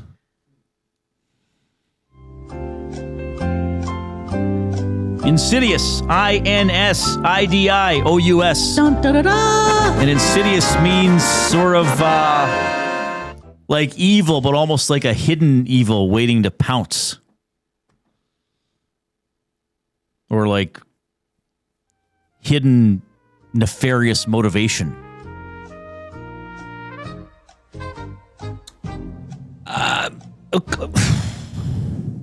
I'm going to give it to you. Well, you don't have to. What'd you say? What was your last? Like nefarious, perhaps hidden motivation. Something like that. Developing so gradually as to become well established before becoming apparent. It's like hidden. So there's a few definitions. Like for insidious is not like you're outwardly evil. It's sort of like you're plotting to be evil. Like, like causing harm in a way that is gradual or not easily noticed. I think that would fall into your definition. Yeah, I don't know if I understood the gradual part, but not easily noticed, maybe almost until it's too late, perhaps. Because when they use it in the sentence, they say the insidious nature of fraud. Right. I think you get it. There's those Insidious movies. I haven't seen any of them. Me neither. But yeah, but I guess that like it's almost like you don't notice it was evil until it's too late. I guess that's what fraud would be. It's like I didn't notice it was insidious that a loony kept going missing from the fund every day. But it was Coob putting it away for his trip to Mornville. How long are you going to be out in Morinville for? Yeah. Geez, Coob, you getting a motel there? I wonder if Morinville has a motel. They must. Ooh. They're so close to Vancouver, to St. Albert now. Like the tip of St. Albert is almost touching Morinville. Huh. I've only really driven through Morinville, but once I have my stay there, I'll tell you guys all about it. Okay. Second word of the day, quiddity. Quiddity. Holy pa-pooper.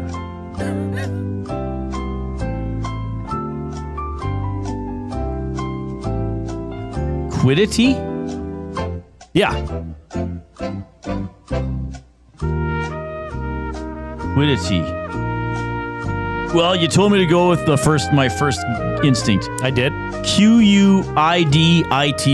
Quiddity. So close. No, quid it. Yeah, I don't know. I don't know how to spell it. I don't know this word at all. Q-U-I-D-D-I-T-Y. Double D. See, I was wondering if there was a double T or a double D in there.